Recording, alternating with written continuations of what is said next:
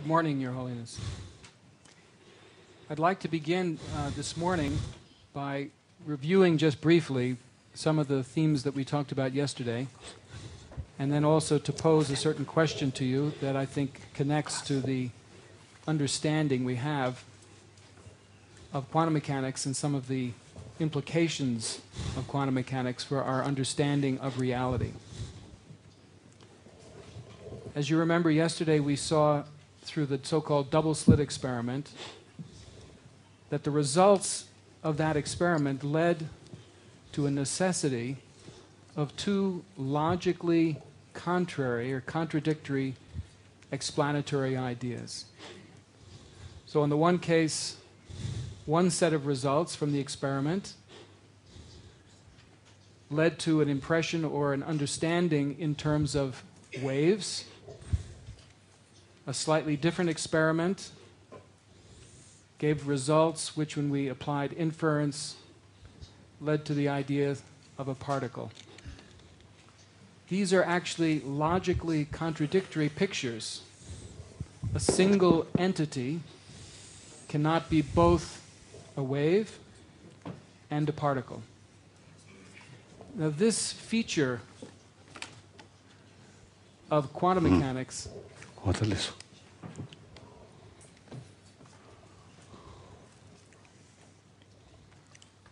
regrouping.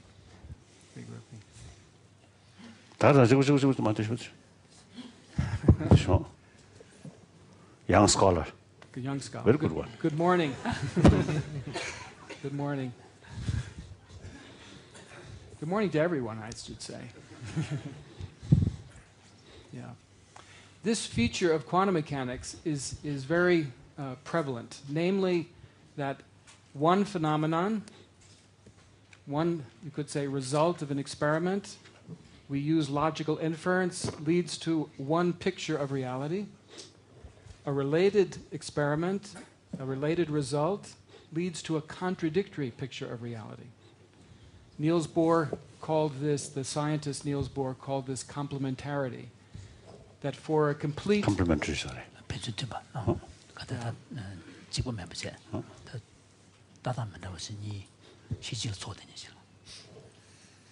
That for a complete account of the phenomena that we have, we need pictures of reality which are impossible to have at the same time. They are contradictory. Now I want to emphasize how... Okay, so we start again. One of the features of quantum mechanics, as I said, which is very different from classical mechanics, from classical physics, is this principle of complementarity. In classical science, you have many experimental results, and those experimental results all converge or create a coherent, objective picture of reality. In this case, the wave-particle duality gives us an example of something quite different. As opposed to coming to a single picture of an objective world, we find contradictory pictures of that world. And we find this again and again. This is not only in wave-particle duality. This is a common feature of quantum mechanics, and also, if we had time, which we will not do, relativity theory also creates, you could say, a picture of reality which is not given as a single objective world in itself. All right? Now, yesterday you commented and said, well, maybe there's a single essence but conceptual differences. That's actually quite an interesting idea. But I would say, and I don't know if Anton would agree, but I would say that quantum mechanics and relativity theory, that is to say modern physics, would say that there is no experimental way for us to determine that single essence, to come to a picture or an understanding of that single essence. What do we mean? No,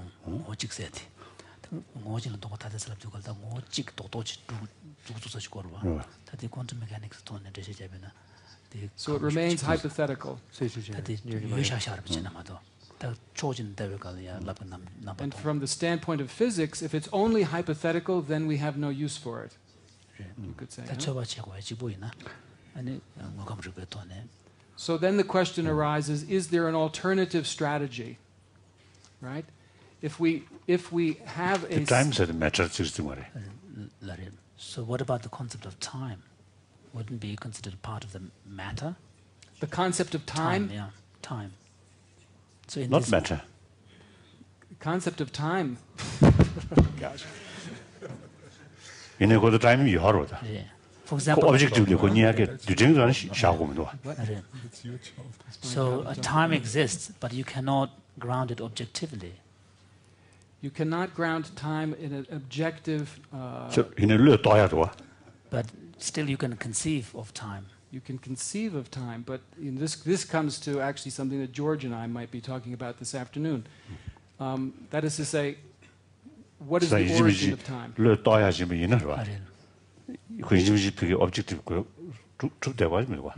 So this this difficulty of concept of time suggests that something that can be conceived need not necessarily be groundable in objective reality. In an objective reality other than what you experience with the senses. Yes. Yeah. For example, we would say that time is given by, for example, like a clock, where you have the tick-tock of the clock. You can ask whether that is objectively given in and of itself, or whether, that it has its own intrinsic existence, or whether that is given in relationship. Right? Is it given in relationship to the observer, for example? And physics... intrinsic existence. 디페전 너데베랑 sensa고 가는 타니 부스도게. 다고 그게 지 전신류게. 지강성 방수 말에. 편주는 지루도 말해. 그래서 다버지 레고다 용어부터는 주샤에 매버지. 근데 지지를 뜨. 패전 너데베로랑 sensa 다가 패전 중을 쓴 거야. Quantum physics là ngô chỉ đến rút cổ mà rồi. 가. ngô chỉ tổng bao nhiêu là con số là rút rồi. I think the part of the problem is, it's not a single essence and distinct identities. It was essentially identical, but conceptually distinct. In other words, because the notion of essence is rejected. Yes, that's what I'm pointing at. So the confusion here is that when it said that they're essentially identical, that doesn't mean they have to be essentially real. They can be identical in being empty of Yeah. intrinsic existence.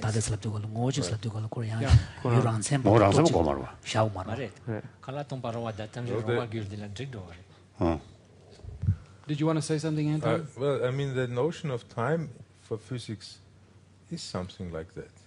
Yeah. Because in physics, we do not want to explain what time is. We just, all we need is, we need some rules how to measure time. And this is done by clocks. So it's a relational concept. It's a relational concept. It's a relational You're not concept. interested in the essence of time. The You're same only thing with interested in space. how to measure it. Yeah. The same thing can be said of space, right? That it's a relational concept. Time and space, you could say, are relational concepts, and they are defined.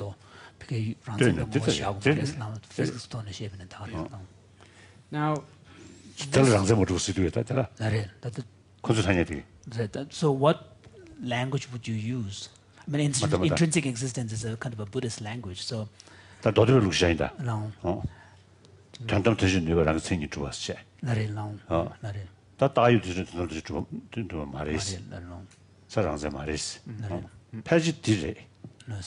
So you want to elaborate on that?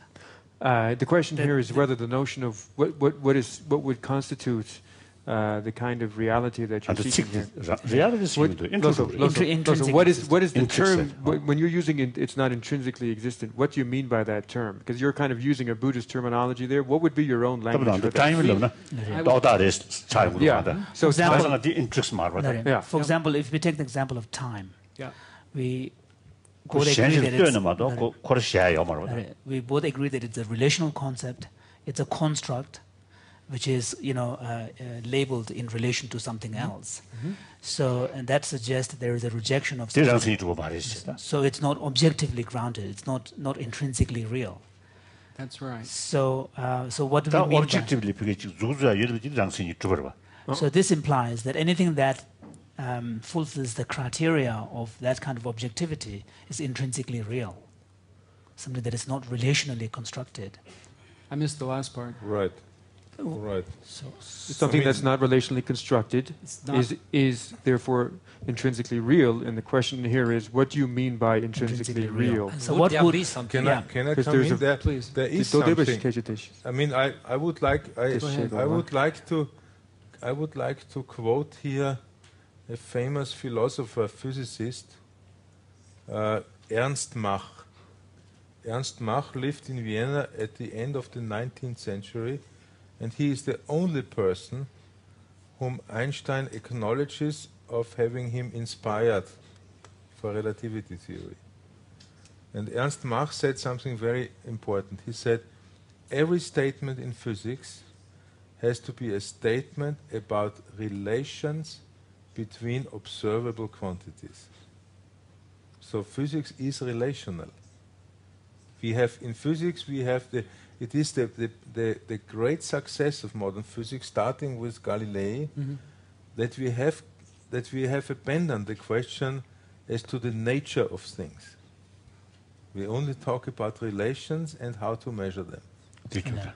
Kada the Mark Einstein ke relativity theory na to do na ya Mark to ne samlo savanye jun ne ngosu ngonzi cheores Mark hedan che na ngokam tribe na las yu ngobe ne zu karres che to tigi amares yu penjun de be ngo karres to dang kan de gores relation yang yang ton do gores then ding du ngokam tribe na ya ya de mang buji Mix a room with you. la de mix room che la mix room che la ngô tông ngô yé tông né mix room 다 통은 주시자. 다 통은 주시자 observed 다 간다 ngô 주 추엘이야 나 편지 네 뜨당 가르스 뜨고요래 뜨병 뭐 가르스 제 두스 제 드라마도 융의별 하신 가르스 제 제가 말했을 때 정말 그런 날이야 야게 돼 망보지 따단 디톤은 진짜 편준 뜨병 뭐 간에 뜨당 가르스 뜨고요래스 네 뜨병 뭐 뜨병 남샤르 가르스 뜨당 가르스 디렉터는 제가 제 야게 짐브레스.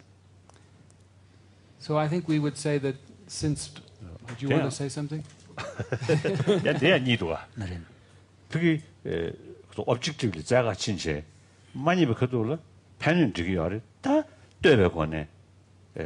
다 샤나마도 매비드잖아요. 에코 두두인단데 자가 준 거다. 네. 따고 당분이네. 딘 저가도 된 세비나. 디산에 지금 그 편주 떠다 근데 떠도와. 다 디장장에 잔주신 줘야 지금 거. 네. 그다다 무분이 주직 그 가서래. 다 통주 시작하네. 그 자유르잖아요. 니주메 인자 펜 지기와리 니주메데버리 리인자는 따고 다 떠니 샤나 모두 메 인자네. 디찬에 다 뒤중안에 대고 그사지. 다다 직송송. 네. 다디 남중아도 들어봤다. 네. 나베데. 다 오면 조금만 들어봤다. 안도 공간도 송돼야 돼야. 당군에다 가서래. 뭐 가리네. 제가 이제 탄에다 저와 유튜브에 이미 전에 군이 편주 숨지기도 하는다. 자고리 사소를 라베네 안 가가서. No. So Holiness is wondering that given that there is this kind of similarity between modern physics way of looking at things in relational terms and then the Buddhists, particularly the Madhyamaka, the middle way philosophy perspective on things as relational. But it seems to be 네, 야올 로마시면 다 쟤는 많이 네. 연이 네. 아니 왜미지 되는 저리 쓸어야 직사소. 네. No. 다 안도 공기 아주 가리네 다도 objectively 니고 거다. 네. 이네다 objectively 니야 여덟시. 그러다 objectively 니야 여덟시 레디 이네다디 뭐문 진주자네 다 유전의 대네 때나 야가서 도시합진 거. 다 고소. 나 그저 objective 때는 요거 그랬을 라기. 디시샤로. 디 아이 let's read. 디니야 메르체니 우투체. 다 외메지 들어서 디 말봐. His Holiness is wondering whether there is a kind of two ways of, bringing up this relational perspective on reality. No. So this is in response, relation to your question about your question, your comment. Your comment about this, reference to Mark, that how about what? Ernst Mach. Right. His Holiness feels that perhaps there are two different kind of perspectives here. For example, in the case of Buddhist Madhyamaka, who rejects any notion of intrinsic existence, the reason why they felt the need they felt the need to come up with a relational picture of reality is because of the understanding that regardless of however much you search for the essence of things, they are unfindable. So this objective pursuit, objectively not exist. Right, the sort of pursuit of understanding. So there is no way to pinpoint this is this. Yet there is a reality. Fact is there. Now, therefore, now there is no other alternative except because connected to it. Yeah, except to look at it in terms of relations, in terms of interconnections. So that's one way of looking at relational picture of world. So, however, in the case of physics, since the inquiry is motivated by understanding reality, so there is an assumption that you must be, find something. No. Uncovering the object. No, at that time, at that time, the 19th century. Historically. 19th century. Right, and therefore, what Mach said was a big step forward. Yeah. For that very reason, you just pointed out, at 19th century, there was really this feeling to search for reality. Oh. And what Mach said was a big step forward. But he said, no, it's about the relations. You see?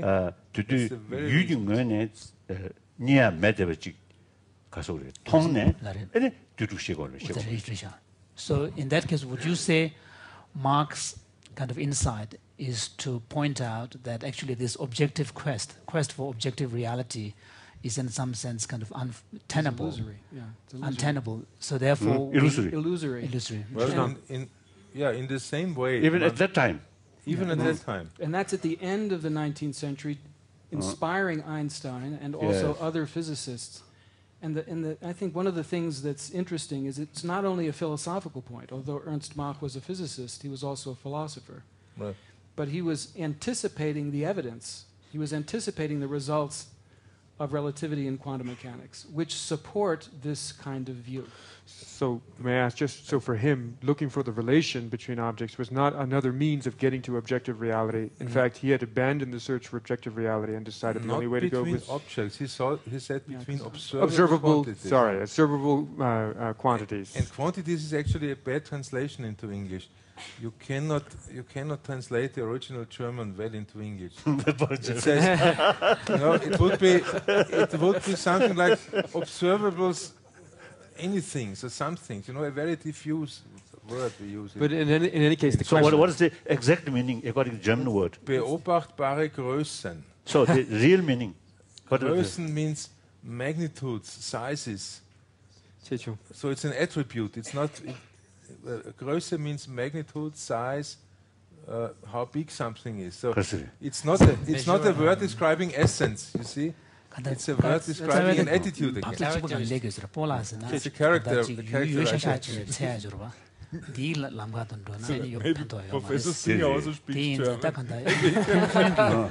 We have another comment. He also speaks German. Größe. What is Größe? Beobachtbare Größe. What you are saying about this relational ontology, I mean, it must have a correspondence in the brain, in the apparatus that does the cognition. And it actually does have, because there is increasing evidence that all the brain can do is evaluate relations. It has no access to absolute values, to scalars. It always compares, it establishes relations, it can't do anything else. So the circle closes. Yeah, wonderful point. That's nice. The question that came up here, though, was whether that move toward relations was just another way of trying to get to some kind of objectivity, or whether Mach had actually abandoned objectivity. I think he pretty much well, there's just a question of methodology, and you give up the idea that there is no such thing as a solid, independent reality. Well, as to the historic question, what Mach's position is, I don't know. But the way physics went afterwards is to basically give up reality more and more. Like if you look at, there's another famous quote by Bohr, Niels Bohr. And he says, it is wrong to think that to believe that the task of physics is to describe reality. The task of physics is to describe what we can say about the world.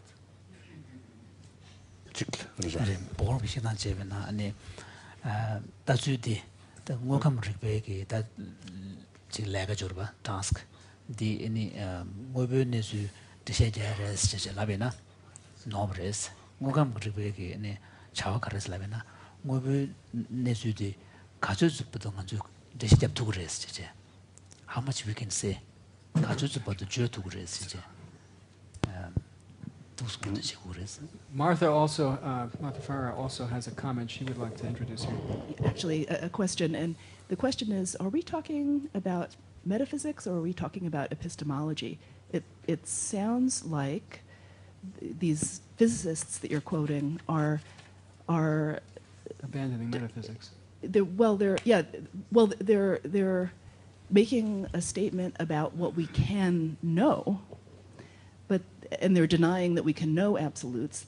They're saying we can only know relations, but that's not the same thing as denying that something other than relations exist. Whereas when I hear relational ontology, that sounds like we're talking about what really is. And that's the gist of what His Holiness is commenting on. Is there a veiled reality behind what you can know? I think it's fair to say there are some differences of opinion on this amongst physicists, but I think Anton and I would, I don't want to speak for you, but at least I would say there isn't a veil behind which there is an ontological, metaphysical reality, which we cannot know, but we infer the existence of in some remote way.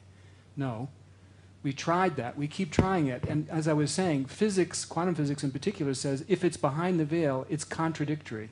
It keeps coming up with contradictory pictures. There's no coherent or consistent picture of what's behind the veil. And therefore, why not just abandon that project and say, what this is telling us is this is a wrong direction to go. Okay, but it just seems to me that what the last two things you just said are subtly but importantly different. So let's abandon this project. Says, sort of, it's not my job. I'm a physicist. This is what physicists can do. I don't do windows. I don't do ironing, to go back to a breakfast table conversation. I do relations because that's all my tools will let me do. But that doesn't necessarily imply that you know anything about reality. Right. It just says that's not my business as a physicist. Yes, and I'd say the majority of physicists take that view. They're agnostic. They just stop. But, I don't know, at least I'm a philosophically inclined physicist, and Anton's, I think, a pretty philosophically inclined physicist, although he might deny it. And so therefore there's a question in my mind, and I think it's a question here, is there an alternative? A kind of ontology which is consistent with what the data say from physics, and which provides a different view of reality. And it's one that I'm interested in with regards to Your Holiness's book, where maybe I can read a passage that deals with something of this and ask you to go further. You say, for example, in your book, according to the theory of emptiness, any belief in an objective reality grounded in the assumption of intrinsic independent existence is untenable. Right? So there's a theory of emptiness.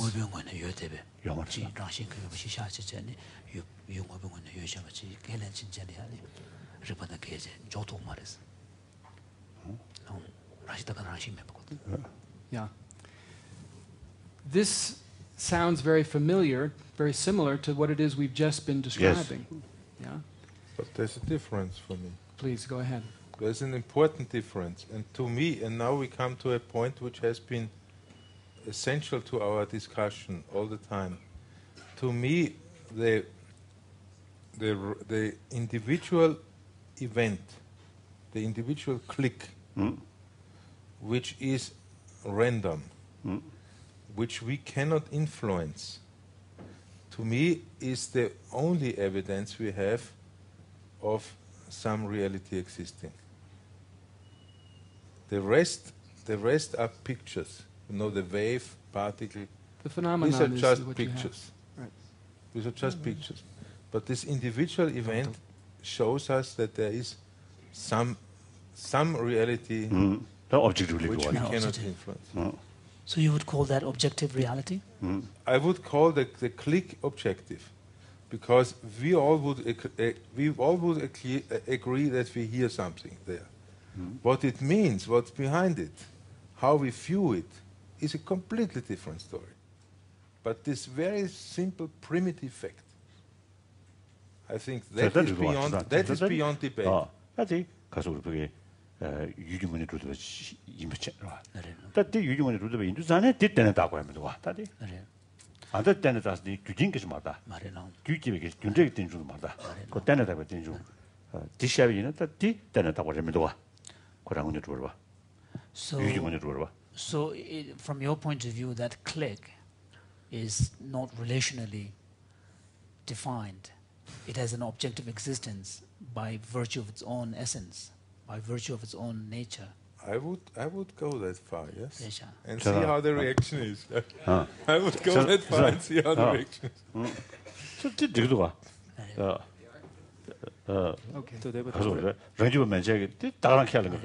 So and this is fine, because even in the Buddhist side, there are many schools. In fact, except for Prasangika, even one of the branches of Madhyamaka, the middle way school, accepts that. They would want to accept the Prasangika.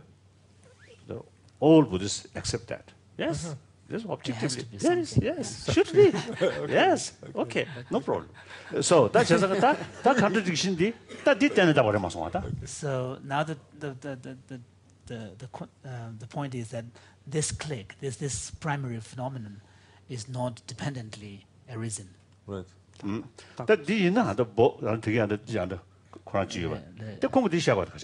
So in that case, Marx. So how would Marx's comment fit in respect to this observation that you are making? So there's no problem.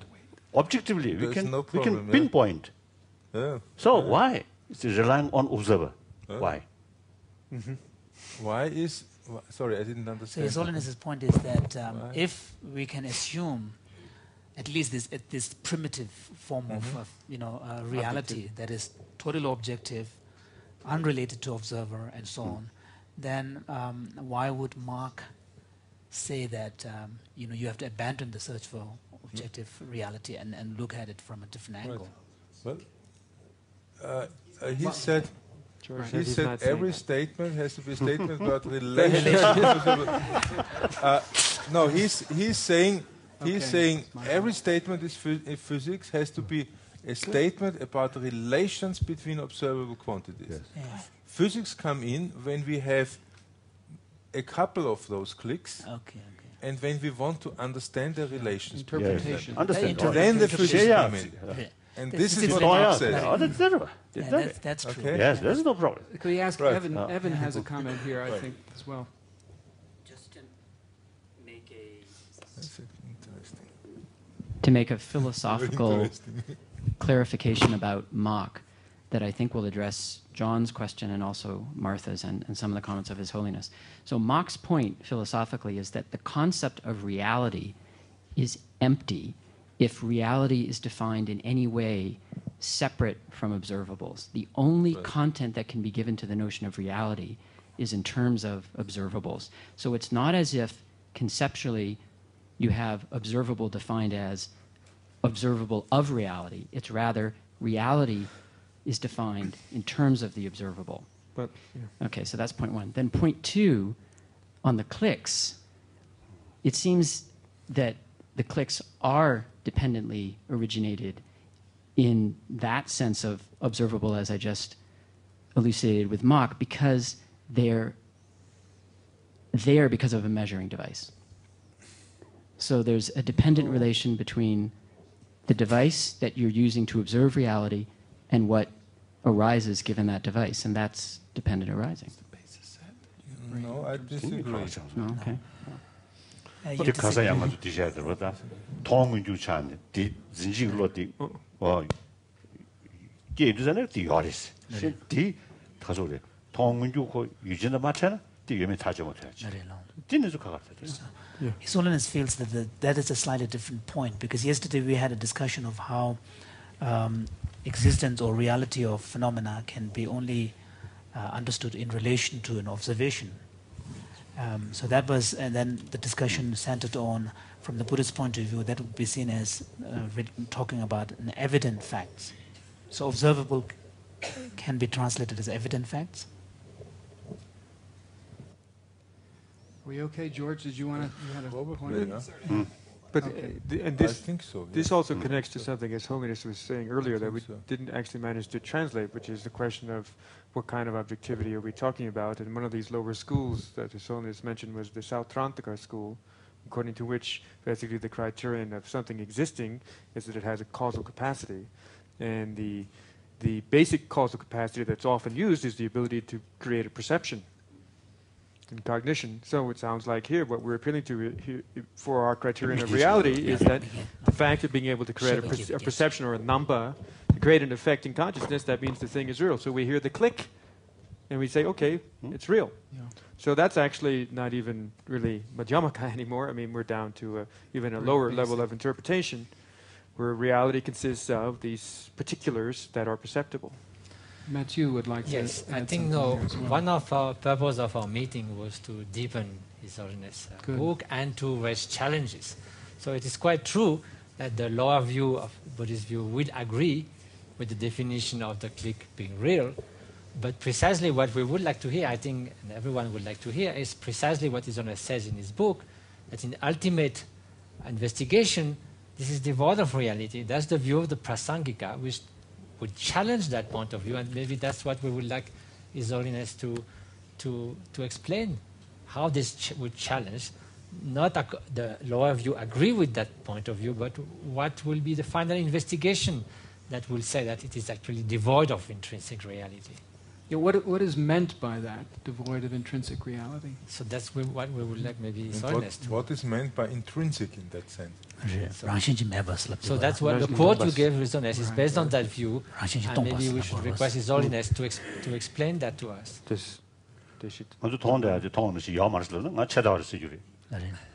So, in fact, if someone were to interpret this as suggesting that what we can observe does not exist, from the Buddhist point of view, that's a form of nihilism. From the Prasangika's point of view, that's a form of nihilism. If you reject what can be observed, then it's a form of nihilism.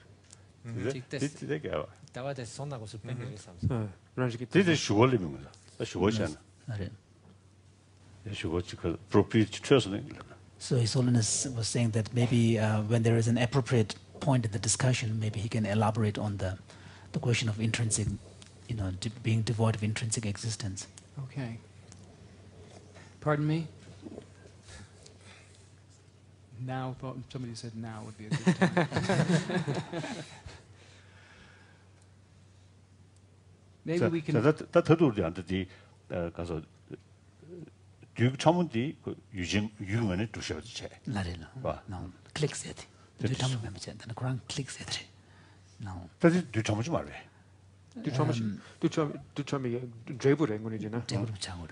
So would you?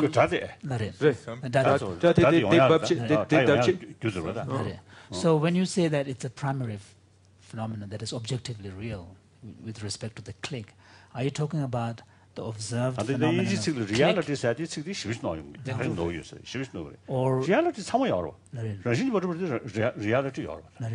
So the question is, are you talking about the observed fact, which is the click that you hear, or you're talking about what caused that click, which is the hitting of the photon? No, so the reality is the photon. So would you go to... the photon so it is some kind of... The click is a symptom of it. It's an expression or a... No. The click is not the photon. The click, to me, the click is the primary something we talk about. The photon is already a mental construction. But click is a sound. Yeah. It's an experience. It's an experience. It could, you could also make it, flash of light. Build a flash of light or a hammer hitting you on the head. It doesn't matter. Must be something like that. Some things. So David Bohm once said that objects, which were the old you might say the physics of classical physics was described in terms of objects, but those objects were really mental constructs, and that the objects have been replaced by what he called events and processes. We no longer speak in physics in terms of objects, we speak in terms of events. Now that event can be a click, it can be a flash of light, it can be a color appearance, but the event is the important primary. It's the foundation. Then we can interpret, on the basis of that, a causal stream, a story, a set of pictures. But those can actually be contradicted. I mean, they're not contradicted, but in a different frame of reference, your story will be different than my story. It can be mutually exclusive. Can be mutually exclusive. So the story which Anton tells will be consistent for him and his frame. The story that Arthur tells will be consistent for me in my frame of reference, but they will be mutually incompatible, right? What does that say? It says that there's a consistency, you could say a lawfulness, but it's relational. It's not objective and out in the world, it's always relational to the observer. Earlier, His Holiness was saying that the link is the same for everybody. Earlier, His Holiness was saying that one of the big problems that seems to be arising is what do we mean by the English term reality? The term reality is being used in so many different senses, and it has many different. So it creates a lot of confusion. Confusion. No. Yeah. Yes, that's a big. Because all we are saying is that there is something rather than nothing, but you are not interrogating the ultimate nature of appearance. So reality can be the world of appearances, but then also reality could mean that there is some intrinsically existence reality. And when you are speaking of contradiction, it also means it could mean the same as devoid of intrinsic existence. I mean, it's not yes, I think that's possible, intrinsically a wave, it's not intrinsically a particle, they're not contradictory. They are just showing that these are not intrinsic properties that are permanent, that are autonomous and linked with that particular event. But but also they could also simply mean that there is an observable event, and you said we all hear the click. And then we have different interpretations, inferences, JPOC, on the basis of this click. And you say one set of things about what causes the click, and you say another set of things that causes the click, and they contradict each other. But there's no question that the click is real. That's the point, yeah. There's no doubt. There's no doubt that the click is real. And we might say the click is real objectively.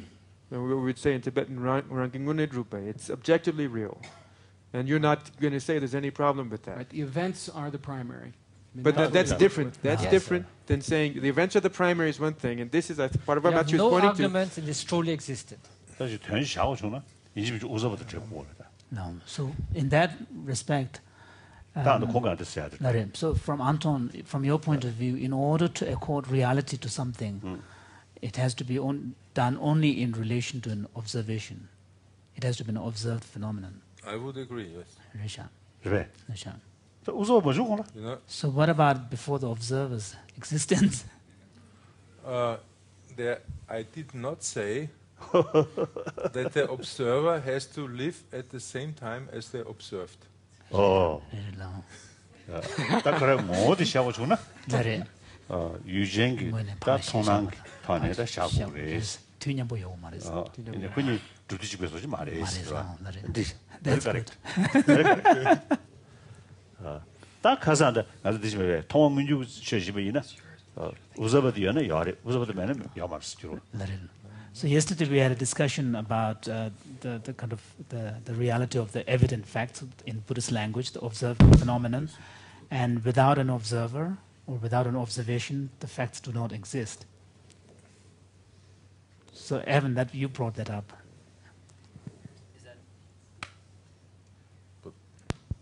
Was that a question? I'm not. I didn't quite understand the.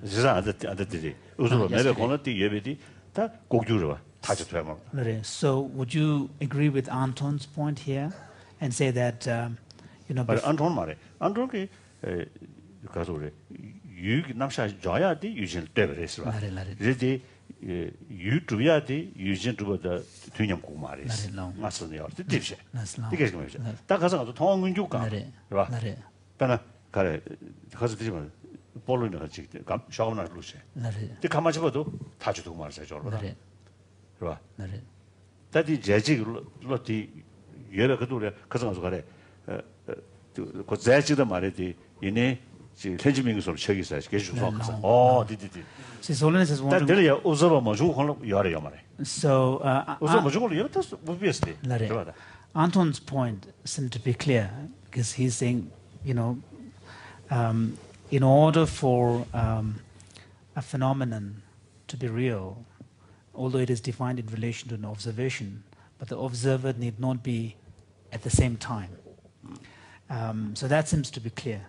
But yesterday we had this discussion about the evident facts and their relation to observation, and a suggestion was made. You know, example was given. Was it you about there being I think it was George's example of there being a ball inside a box, and so until you open the box and see it, you cannot really decide what color of ball it's in there, and so in that respect. So in this case, the reality of the observer, the existence of the observer and the observed phenomenon, would you say they are simultaneous? Or is it more like Anton's position? In other words, that the object is real or established at the same time as the observer or not? I was speaking in terms of classical thinking. Anton is speaking in terms of quantum thinking. And the point I was making is that Anton was not talking about looking at balls and boxes. Oh, okay. And so my answer to your question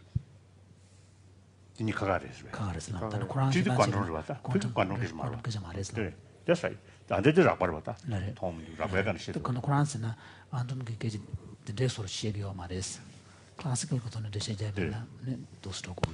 Yes.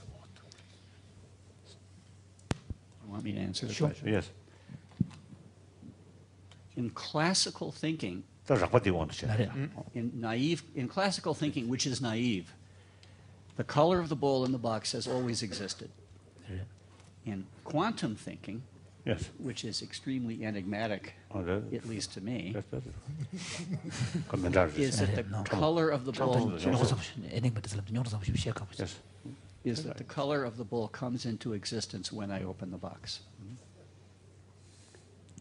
Yeah. The classical tonashebe and the polychendo the tanyo nemene tamboni yoris. Quantum thinking tonashebe nas and the polychendo the kamacheba do yoris latumaris. The current is jagatest now. But it could come into existence also for the past at the moment I open the box. And then polychendo the kamacheba do yomaris. And the kachitu galas, polychendo the two trubasam to masebe, tingung tule trubas shaturis. Let me try to make that clear with a ridiculous example. Inside the box, there is a person with a paintbrush and a ball. And 100 years ago, he painted that ball, and now he's dead of old age. And now I ask the question, what color is that ball? Classically, naively speaking, it is either red or green. Quantum mechanically, when I open the box, the entire past 100 years of history spring into existence. Classics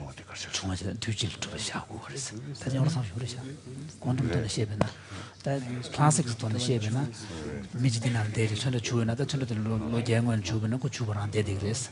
Quantum to the shape, quantum to the shape, so would you say from George, would you say from the quantum perspective, you cannot talk about 3 tenses of the time, past, future, and present?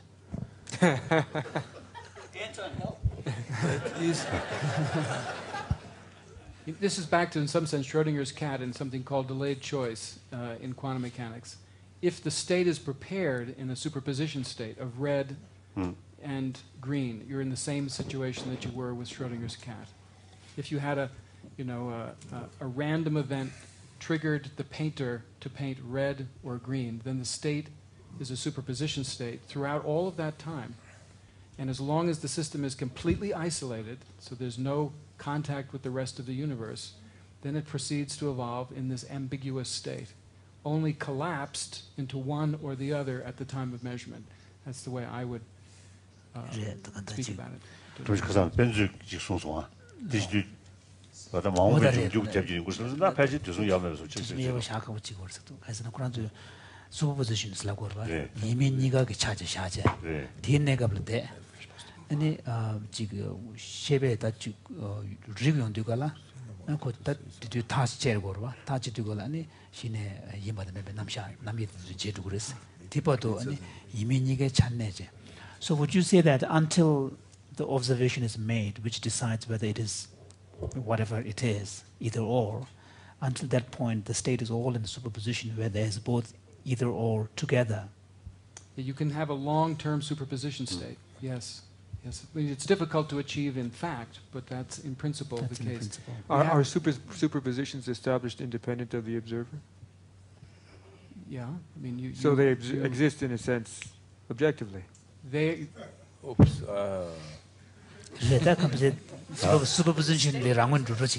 The state, there's a no.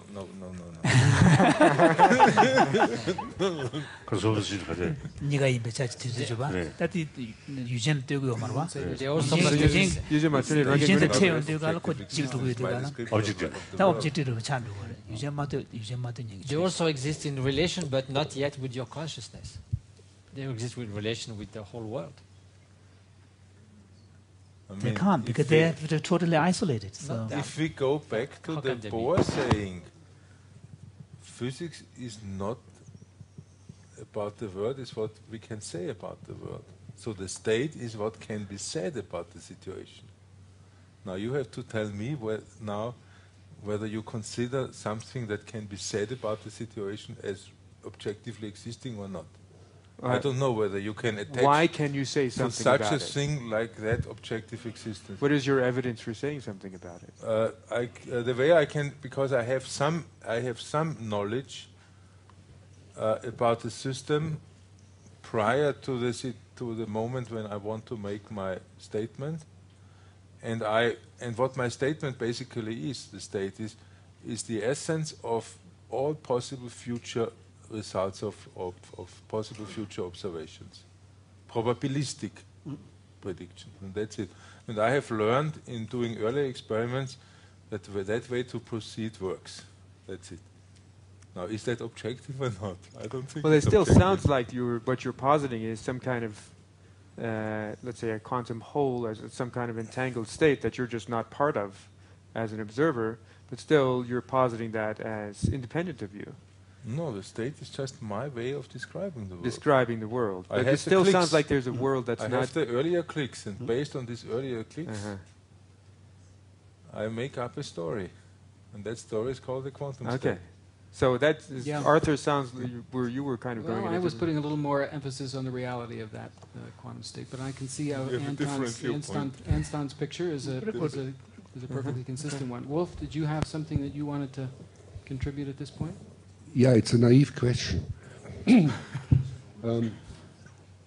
I get puzzled because the cognitive instruments that we are born with that help us to survive and did so throughout evolution, they must be extremely well adapted to something, otherwise we would not exist. And they, for example, are heavily based on causality, on prediction making and all those things. Now, it just so happens that these very same instruments, when we use mathematics and instruments and look into the world, come up with a picture of the world that doesn't fit at all these primary sensations. Now, what are we going to trust now? The instruments that allow us to build atomic bombs and make nuclear reactions, or the instruments that get us throughout life without having to know about all of those details, because the processes in this world are completely irrelevant for our existence, except when we want to make an instrument or project a projectile somewhere. Now, finally, it's ourselves again who will have to judge what is the relevant part. And so I think we are turning in an enormous circle, which just shows us that our cognition is limited. And we will have this discussion for years and centuries, and we will not have a solution to it. Well, I agree. I agree, but there's one point I don't agree. The one point I don't agree is the elementary nature of the click. Because I would claim that any living system which has learned to adapt to the world must have some notion of an elementary event. Like, something hitting it on the head, or a tiger jumping out suddenly, or something like that. It must have the notion of an elementary event. And in that sense, the elementary event, I would say, transcends all these questions. And therefore, I think it's so powerful. Could I make a suggestion? Sure. Because I think this is actually connecting to what I know from previous discussions, has to do with what one might call conventional reality, in some sense classical reality, the world that actually matters in terms of evolutionary dynamics, right, is a world of experience. And the lawfulness of those experiences is part of classical physics, and classical physics is also, you might say, embedded in quantum physics. So there is that conventional reality. And then there's a much more subtle analysis, which is much more like what quantum mechanics and relativity does, which looks at the most subtle and refined measurements we have of the nature of the constituents of that reality. And then we find this ambiguity, right, which actually has very little, you might say, to say with regards to evolutionary history of the human species or large-scale events. And this reminds one of some of the things that you've written about in your book and other discussions that we've had. I think now would actually be a good time to speak about this theory of emptiness, the nature of the two realities, to in some ways bring this into a perspective from your Holiness' standpoint. I think there's a lot of interest in the room, not only in the quantum physics, but also to hear from you specifically about, well, how is it you account or think about the nature of reality? We see that in the sciences we have, on the one hand, these subtle critiques. On the other hand, we have extraordinary lawfulness with regards to evolution. How do we take these two dimensions of reality seriously? They seem to be at odds with one another. Of course, I have no such ability. Right? I think this subject is very, very important. In any case, those subjects which often, you see, create more confusion, that itself, you see, showing more complicated. So really worthwhile, you see, the further discussion, and I think discussion between the scientists, those specialists in this particular field, and Buddhists. I prefer young scholars rather than my age. I cannot say I'm a scholar. I'm just a student. I think the younger generation of Buddhist scholars, I think their task, it is extremely important.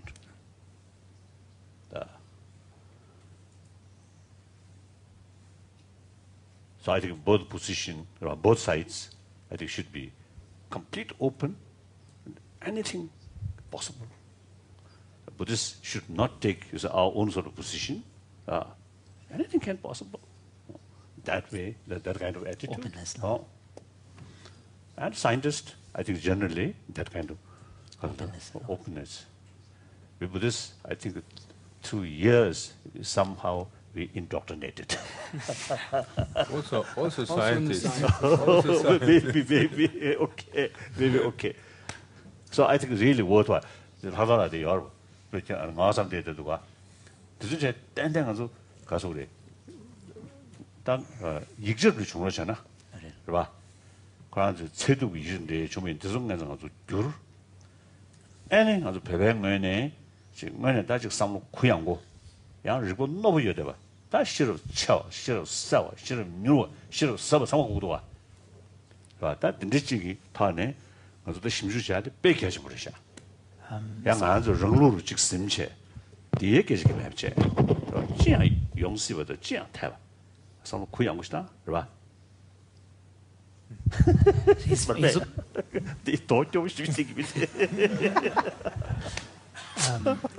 His Holiness feels that His Holiness feels that this is a very important and also quite an exciting area where the young Buddhist scholars can play a role in trying to kind of really meet with the insights of modern physics, and the whole question of how do you reconcile what we see in this kind of very subtle level of reality and the macroscopic lawfulness that we experience and the conflict that we experience there.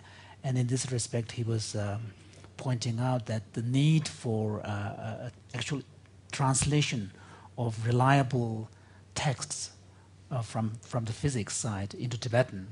And here we have Latola, who is the director of Library of Tibetan Works and Archives, that is in charge of the scientific education in the monastery, and also Professor Ngawan Samden, who is the head of the Central Institute for Tibetan Studies in Sarnath. So if maybe they could take responsibility. And you can also see. Certainly. And oh yes, certainly. So we can take responsibility of ensuring that there are reliable texts that can be read by the young scholars. And on the part of the young Tibetan scholars, there needs to be a genuine openness so that there is no attachment and clinging to one's own kind of established classical Buddhist standpoints, but rather a true willingness to open oneself and engage with these insights and the challenges in a very deep way, so that with the attitude that I'm open to kind of modifying my views and embracing whatever comes up in the process of that kind of engagement, and that would be really helpful. On the other side of that, though, thank you very much. I think that would be a wonderful project. But one would hope for the same kind of openness in the scientific community. That is to say, not only can we offer something to the Tibetan Buddhist tradition, but also, of course, you have a very elaborated, beautiful system of your own philosophical thought exactly on these same subjects.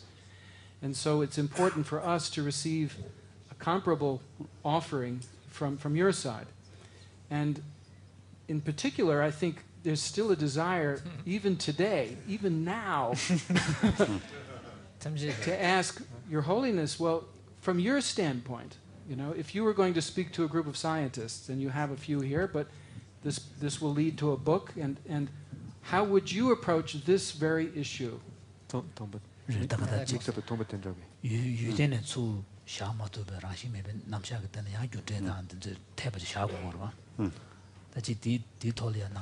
다 낭배 또 정로도 tenjib을 잘하면 tenjib을 해. 가다 때는 중에 ten중. 아주 다 디젤릭도 한다. 준비 ten중스다 직세. 나빠서 뭐 개란데. 다 되네.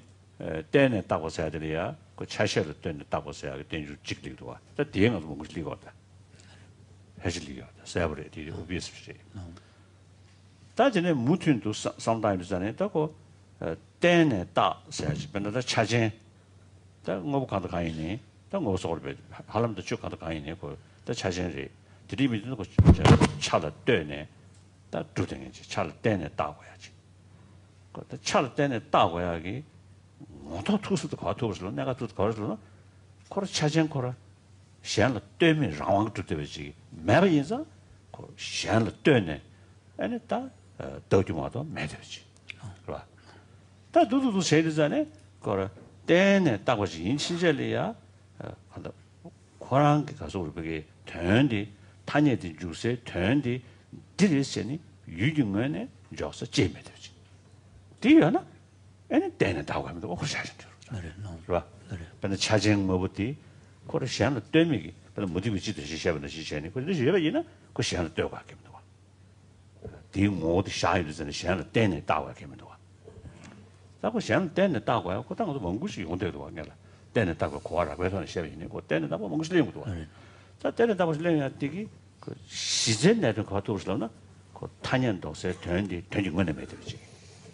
니야 매들지. 자 된중원에 많이 받지. 그 매네 많이 받 말이 그 된중원에 주주고 민자 따유 잠기 다 정신집에 있잖아요. 디레 차로 개네 다들 자르잖아요. 그 냐면 저러다. 자 디레 있잖아요. 의미지. 다 독식을 따버려 되네. 다 좀마도 샤스 거리죠. 야자네 샤 말했다고 대마도 줬으면 좋아. 자 디도 하네. 엔다 차지 자리리 그 때는 중앙 자 계시되기 그 차지 예도도 시야. 리얼리티 시야. reality 모두 가르치려면 있나? 뭐 축도가 가르치려면 요 말이지.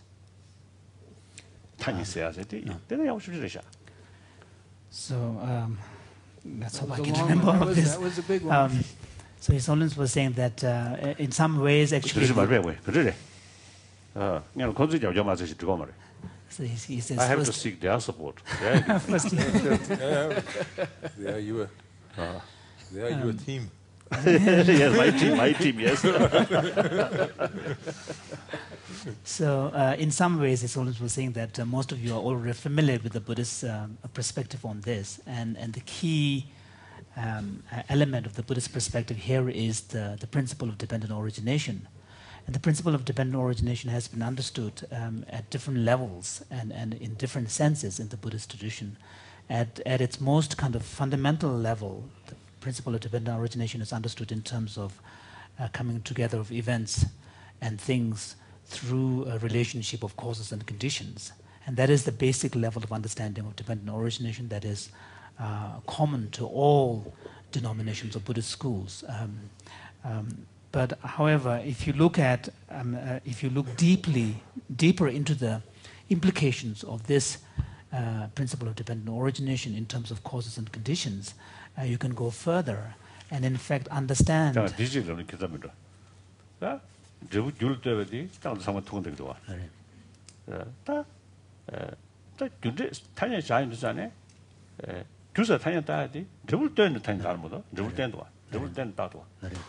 것이 제니 때는 따고도 말이디 그 주세야 주의모로 차야 거라 그 접을 때는 시하고도 믿어봐. 다 자식시소. 다 때는 딱 봤을 때가. 저장에 주디 접을 끼어 말거다. 윤재기 된주도 말이디 따고 때는 다 되는 주가 내용도. 다 대참에 먼구지 때는 따는 용과. So, but however, if you reflect deeply upon the implications of this principle of dependent origination, then you can go beyond the understanding of dependence only in terms of causes and conditions. So, because if you remain only at the level of causes and dependence in terms of causes and conditions, then in the case of cause and effect relation, the relation is only one directional, from effect to the cause. The effect is dependent upon the cause, but cause is not dependent upon the effect.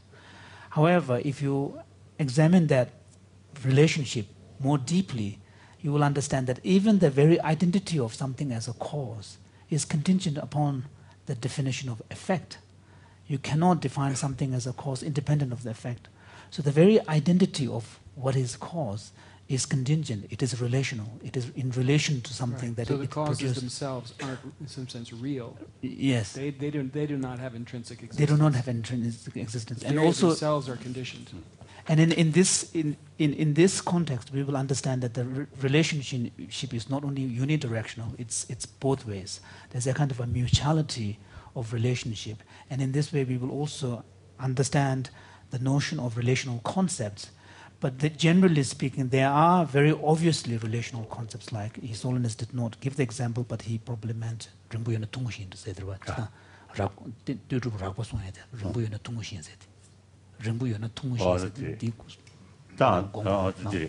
So His Holiness did not give the example, but I think he meant the very obvious relational concepts like length, long and short. You know, you can make sense of something short only in relation to the concept of long. So he was saying that you could extend that. So you could extend that to, in fact, entire phenomena. And here it would be, because everything that can be conceived of can be conceived of in terms of some kind of wholeness. And when you conceive of something as whole, you already understand it as something constituted, which means it is constituted, there are constitutive elements that together make that identity. So once that is the case, then the very identity of that thing as constituted and as whole is dependent upon the constitutive elements that together make that reality.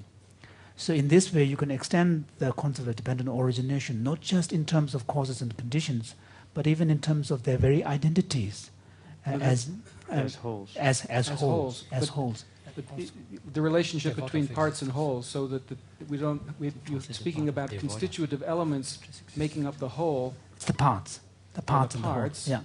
does it work the other way as well? Yes. 차전되는 차. Yes. 차전되는 차전. Both ways. There's a mutuality. In some sense constituted or out of the whole. Out of the whole. So again, there's no primacy to one or the one other. or the other. 차전이 편주되는 샤워 There is no That's primacy. very important. So there's no primacy to cause and effect. Yeah. Because they are mutually dependent. There's no primacy to parts and wholes. They are mutually dependent. They codependently arise, I guess, as you just speak about it. So then His Holiness was saying that then the question is, if that is the case, then you cannot, if the very, not only the existence, but if the very identities of the things are contingent and composite in this relational sense, then what exactly is reality? Can we think of ultimate reality? Can we conceive of reality that is over and above and beyond this relational framework, beyond this mutually dependent, mutually defined relational framework? Here, through the Madhyamaka analysis, we get to a point. Actually, we cannot find anything. If you objectively try to ground reality, going beyond this relational framework. So the why, Madhyamakas ended up, choosing the relational perspective is not because there was a choice. It's like out of no choice. I mean, that was the only way to go. It's not because this was a kind of a better strategy. Right. That was the only option left. So the fact that as I mentioned before, the reality there, fact there, it works. So there must be something. Yeah. But we can't find. Then only alternative is designation. That designation, yeah. So it's their identities are constructed in relation to something else. So that's the meaning of conceptual designation. So could we say a little bit more about that, because we've talked about causes and effects, wholes and parts, mutually dependent. The role of the observer. We've been talking a lot about the observer. So in what sense is there a relationship there? So this is the third level of understanding of dependent origination. So we have the dependence in terms of causes and conditions. We had this dependence.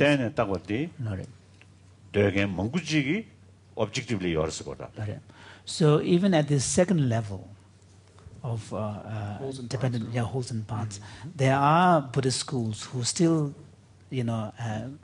assume some degree of objectivity to the things must be there. Something as a real. Even though they are dependently designated, there's still a sense that there's some kind of objectivity even within dependent designation.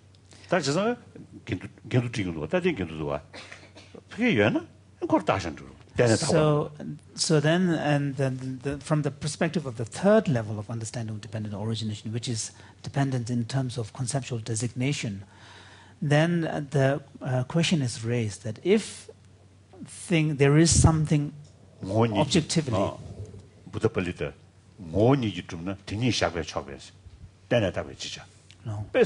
So, for example, one of the Prasangika masters, Buddha Palita, says that if things and events can be defined objectively, then we can point that out and say that's the reality. Why would you then need to talk about relational in terms of relational concepts? So what Buddha Palita is doing is, Prasangikas are doing, is to show contradiction between the notion of dependent arising and the notion of objective reality, objective independent reality. On that level. On that level. That 저상가 아주 안다 구두사지 삼올라가지고 다 데려와. 대중은 시고로 도명은 시고만 한다. Yes. So all the discussions that we are having here it's actually from the perspective of dependent origination, not from the perspective of emptiness. Good. Yeah. Okay. Emptiness가 아니 집에 있는 가게 시험도. Because if so from the perspective of emptiness, even the observer ceases to exist. Empty of intrinsic existence. Intrinsic existence. Yeah. So dependent origination has these. Then we slide into nihilism. Right. Unless you understand correctly, you get the impression, nothing there. Nothing exists. Nothingness. Did I forget something? That was a brilliant and extremely concise summary. Thank you very much for that. it seems to me that this is also, just speaking personally from the standpoint of physics. I think I may add something. Please. You didn't translate it.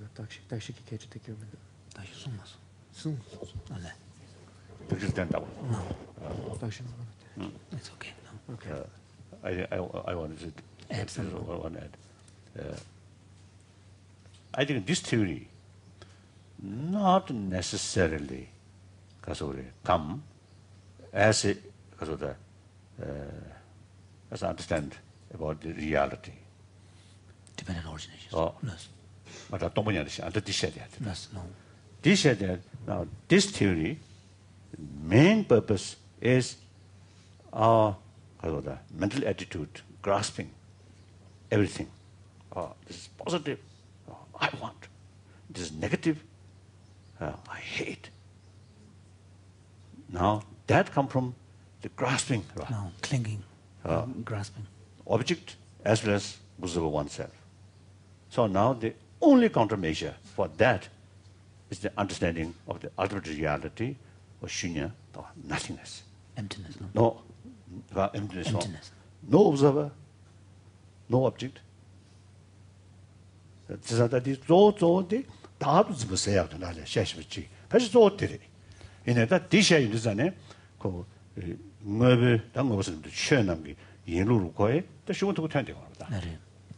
So His Holiness's point is that if you look at the Buddhist theory of emptiness and the teaching pertaining to the theory of emptiness, which from the ultimate point of view rejects even the reality of both observer and the observed phenomena, it is really done not so much out of an inquiry into searching for the reality of things, but rather to assist us in overcoming this deeply ingrained kind of tendency to cling onto things, which then give rise to all sorts of dysfunctional relationship with objects and our own existence. And in order to kind of counter that, the teaching of no self, the teaching of emptiness, is presented. But in the process, when the insight into the selflessness or emptiness is taught, then the question of reality comes up. What is there then? No, I think this is actually a place we should draw to a close for the tea break. I don't know maybe if the question is a short question, but if it's going to lead into a large discussion, I think maybe we should. I can't predict that, but it is directly related to. Well, then let's at least put it onto the floor, and we'll see if we can take it. I have a question for Your Holiness about the explanation of dependent origination that was just given, and it concerns the third level of the conceptual dependence on conceptual imputation, or dependence on concepts. So the question is, where in that framework does the concept come from? What's behind the question is, must there not be some source in experience for the concept formation? And I would like to relate this to Wolf's point, that must there not be, because of the kind of structure we have, the brains we have, some kind of fine-tunedness or adaptation over a long period of time that makes us have those concepts arise that then play that role.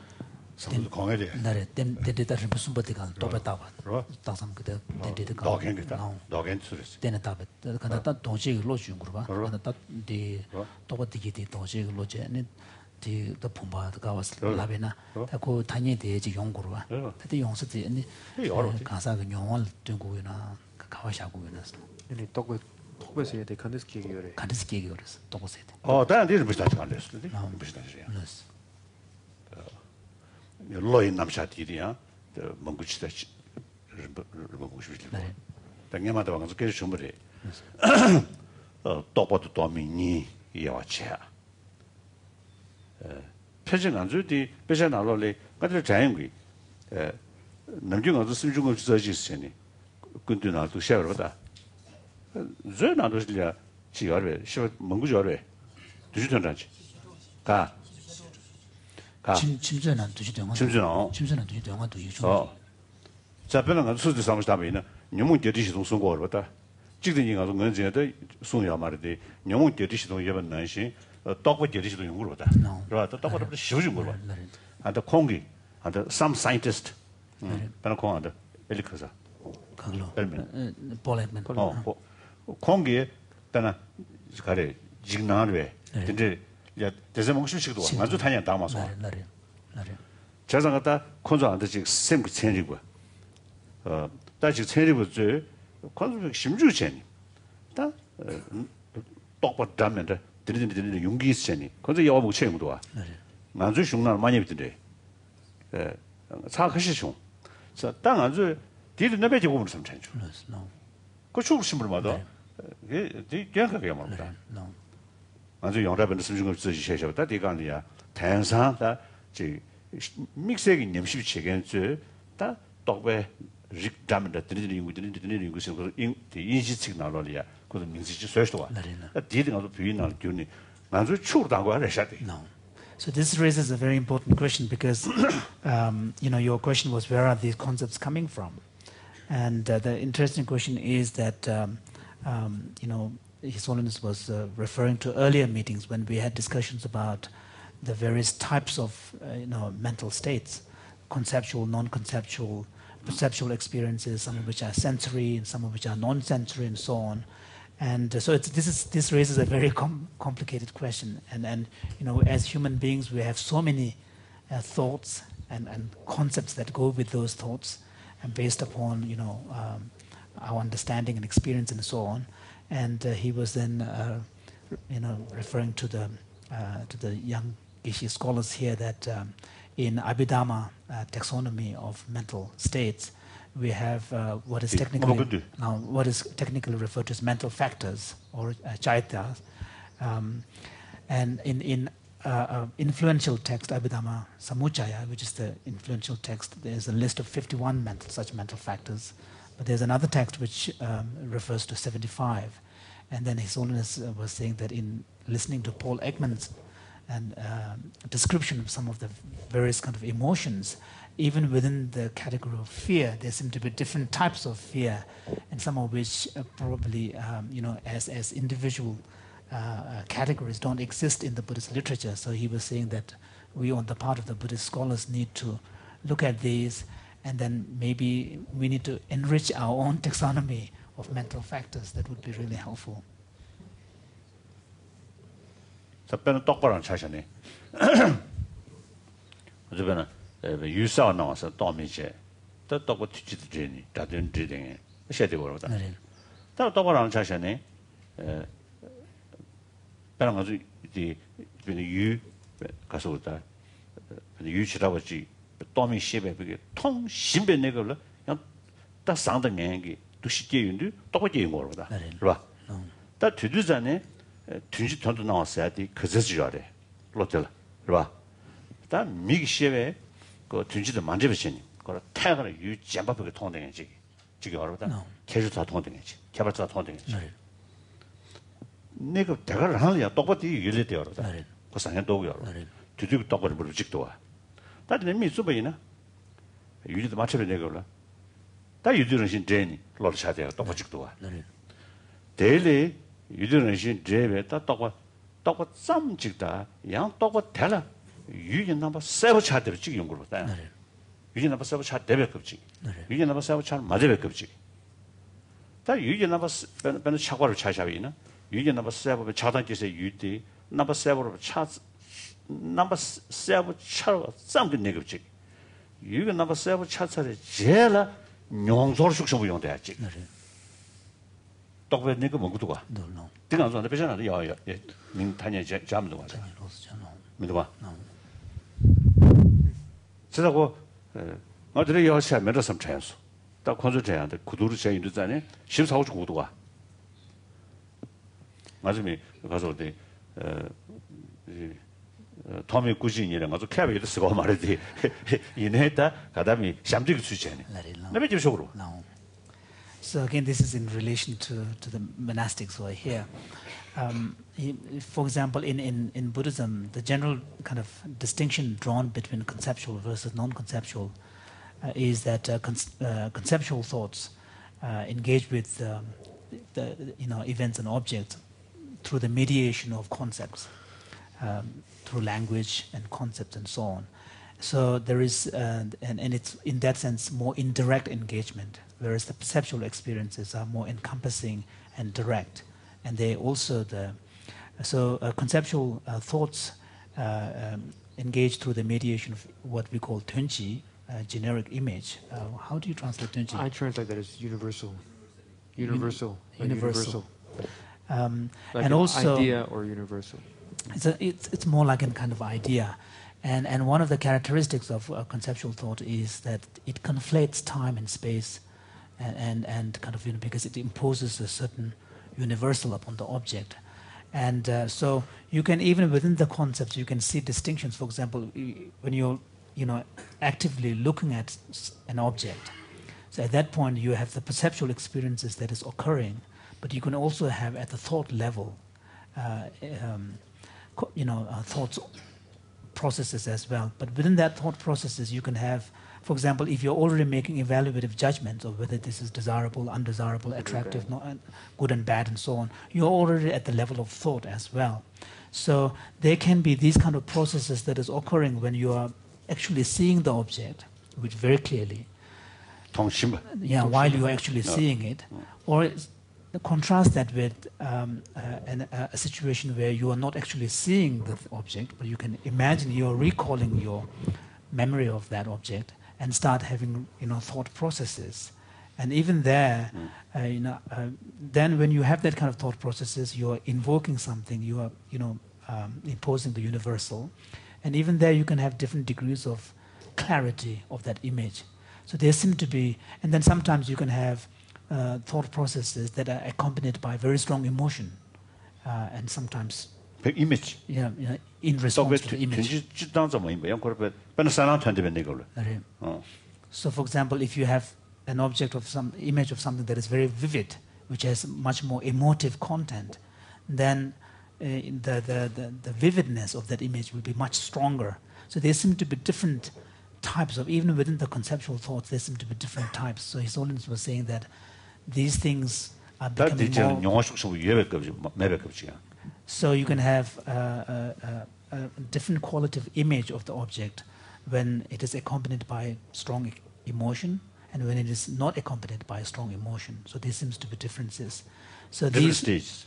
Different states. Different stages of different kind of. Different quality of experience. No? Right. Yes. Yeah. So these distinctions are actually becoming quite clear as a result of, partly as a result of discussing with neuroscientists and emotion scientists. And although they are not explicitly stated as a kind of a different types in the text, but His Holiness was saying that by bringing them in, we're in some sense doing a service to the great Abhidharma writers like Asanga and Vasubandhu, not because we are greater than them, but out of respect and making service to their work. Actually, with help of modern scientists. Like that. At that time, no modern science, isn't it? Yeah. I don't know whether that evidence is satisfied with that or not. I mean, is that enough concerning the origins? Tea break. I think tea break. Tea break. Good. Let's take a tea break. So back in 20 minutes, please.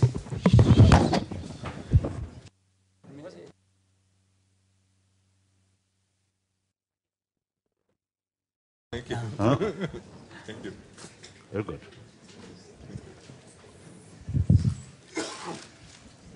Your Holiness, we're going to take up a different topic the second session of this morning, a topic which we've talked about in the past when we've been together concerning physics and particularly quantum mechanics. And this has to do with the relationship between causality, which is evidently a very important concept in Buddhism, and we, of course, also have a certain sense of causality that exists as physicists. So we have a physical causality that we work with constantly. But at the same time, there are certain fundamental processes in the world of quantum mechanics which appear to be random, fundamentally random. And there are a number of questions that will arise out of that. So what we'd like to do is to have Anton speak very briefly concerning this fundamental feature of quantum mechanics, of randomness. Then, for the first time, I think, Tunjin Jibba has agreed to give the Tibetan Buddhist perspective on causality and why causality is so important. So we're delighted that he's able to say a few words concerning causality. And then we will open the discussion with you, where we explore the meeting of randomness from the standpoint of modern physics and the important principle of causality from the standpoint of Buddhist philosophy. I'll pose some questions at the end of Anton and Jimpa's discussion and invite you to come in. So we'd like to turn to Anton then to say a few words about causality and randomness in physics. I want to go, if I may, to facts immediately. Immediately to facts. I mentioned yesterday that one significant development in the last 10 years since we first met was that a new technology is starting to be built on these fundamental quantum phenomena. And this is also true for randomness. Using these quantum phenomena, we now can build what is called random number generator, which has a lot of technical implications. I will first explain briefly how the random number generator works. It's very simple. You have a laser here, which sends a laser light, which sends out photons, and it says weak laser. Why does it say weak laser? It says weak laser because we want the laser, the light, to be so weak that you practically never have two photons at the same time, only one. Okay? Now, only one photon coming out. So the implication is that if the laser is too strong, there will be more than one. There would be more than 4 photons at the same time, and then this. Okay. Now, what happens? And now describe this apparatus which you are seeing here. So the laser. So what is the relationship between the photon that is being sent and the laser that is sending it? The light of the laser. The light of the laser. Do you want me now to go through the full laser theory? What is the question? Okay. Let's just take it. Let's just take it as a box which emits one photon at a time. Okay. Let's not worry how it works internally. Okay. But however, to analyze the characteristics of the effect, you have to analyze the cause. Absolutely. Yeah. Even there is no cause. Even corona cause, even you have no cause till you have analyzed its nature. Well, it's actually interesting point because the time, but this leads away again. The time at which an individual photon is emitted is random, But that's okay. Well, no, but this is not important. Yes, okay. The important point is now that just let us consider in our mind a single photon. Out of the many which come out of the laser, let's pick out just one and let's consider what it does. Tries along. Well, now I have a naive picture of reality, which we learned before we should not have, but I have it now for practical purposes. Now the photon flies along and then it meets this device here, this thing here, which is what we call a semi-reflecting mirror. It's a mirror which is not so good, a mirror which is not perfect, which reflects half of the light coming in and half of the light goes through. It's like if you would stand in front of such a mirror, you would both see yourself and you would also be able to see through. Yes. Okay. Now we ask ourselves, what does this single photon do when it meets such a mirror? Okay? The problem is that the photon is a quantum particle, and therefore it is indivisible. That's observation in many experiments. So it has to go either it has to make a choice. Either it is reflected, going to this detector where I have written down 0, and what does it do there? It makes a click. Or it goes through and is detected there, and it makes a click. Sorry? Cursor.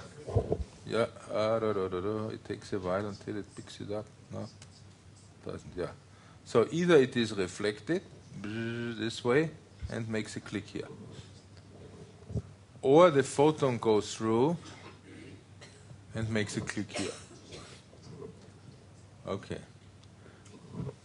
Now we have to back up a little bit. As long as we did not observe the click, both possibilities can happen. So we have to describe the state of the photon here as a superposition of both possibilities. The photon is in both possibilities as long as it is not registered yet. So the photon is, what we learned yesterday, a qubit.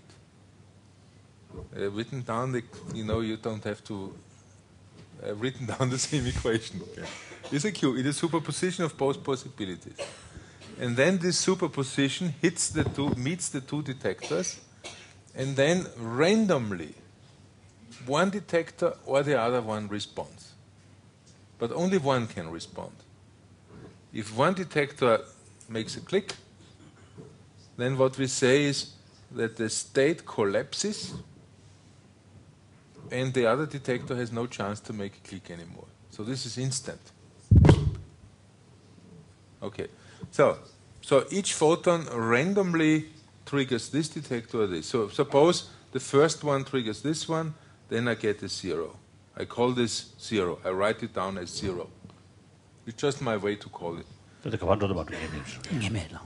Just giving a name to the output. The second one might trigger this one. It gives me a 1 and so on. If I do this for many, many photons, I get this kind of sequence. This kind of sequence of numbers, which is a completely random sequence.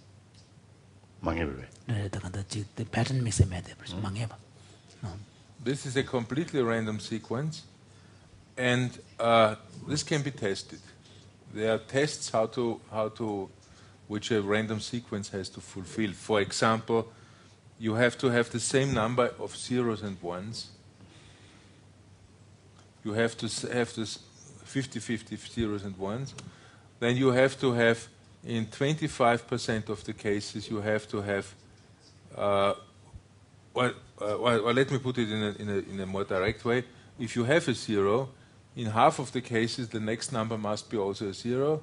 In half of the cases, the next number must be a 1, if it's really random, and so on and so on. Now, this kind of random sequence has been tested. We wrote, big, these computer disks full of these random sequences, sent it to some company in Germany which makes random number generators, not quantum, but other ones. And they said this is the best random sequence they have ever seen in their life.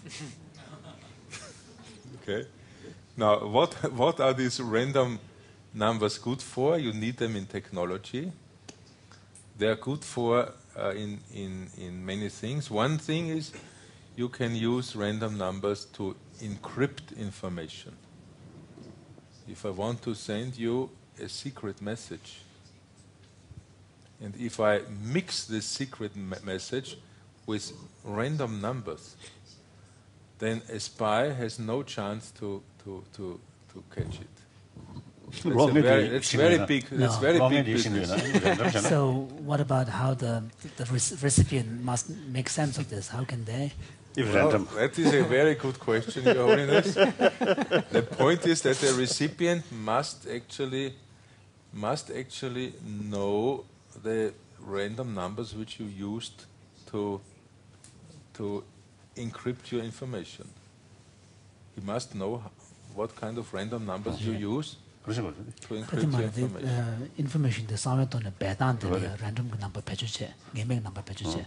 때 개명 number 배주 가르쳐버디 반항을 연락고 그러봐. No. And that's a big problem in standard cryptography. You know, cryptography is used today a lot between banks and also in industry because you don't want the competition to know what you are sending around.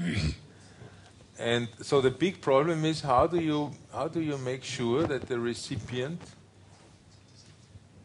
has the same random sequence, because only doing that he can decipher the message. And this is a big problem in standard cryptography, which is solved by quantum physics. Because if you use the information 배단 encryption the tolia neurochemical course 가잖아. 지점 그 담보 수업에는 반항고 the 시행이야. the 상식치로 만들어야 돼. 펜토그래야 반항고 시행 가부치고 와. 그 용도 되는 quantum key 또는 solve 요래서. Okay. So this was a brief mentioning of some new technology which is starting now, and Arthur said that I'm just posing a question to Anton while you were talking, and maybe I'll pose it then more generally because it's something we might all consider. So we now have a string of numbers where there's no pattern; they're entirely random in their generation.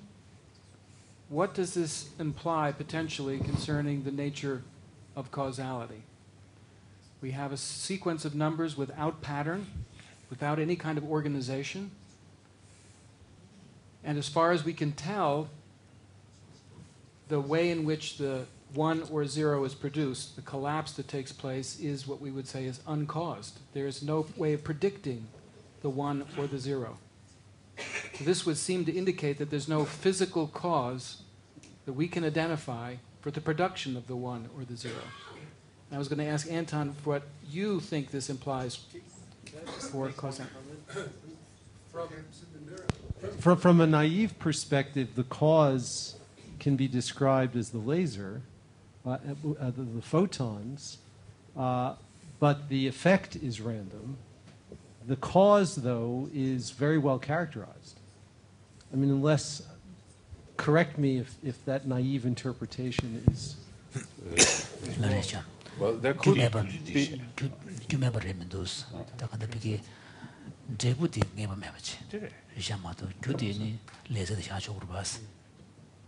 Well, there could actually be, in principle, many explanations. Yeah. All right? So, but you know, we physicists have thought about that. It's not, that we haven't thought about this possibility. One possibility would be the laser. Another possibility would be that something happens at the mirror.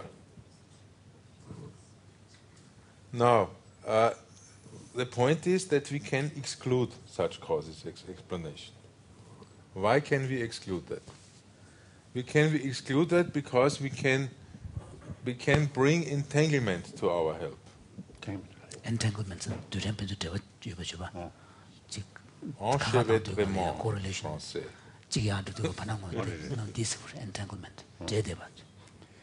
Because what you can do now...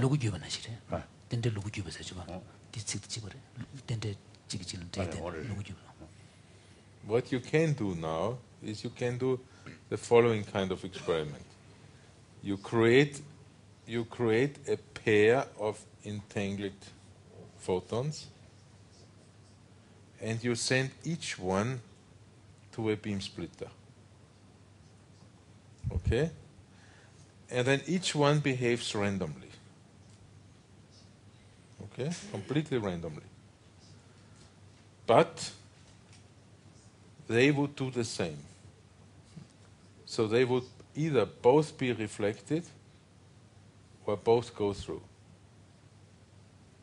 So there's perfect correlation. Then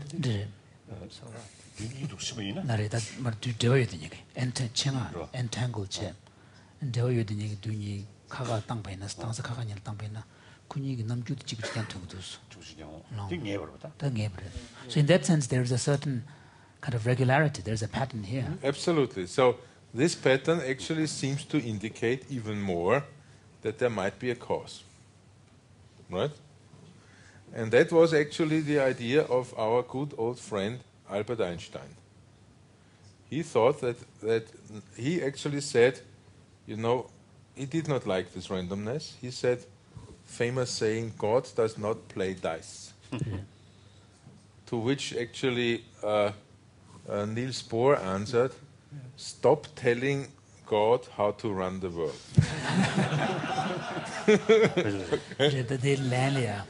Niels Bohr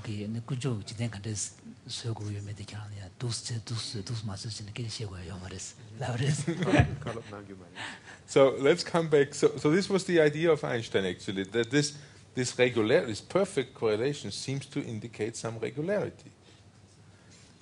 And there was a debate in the history of physics Einstein was 35.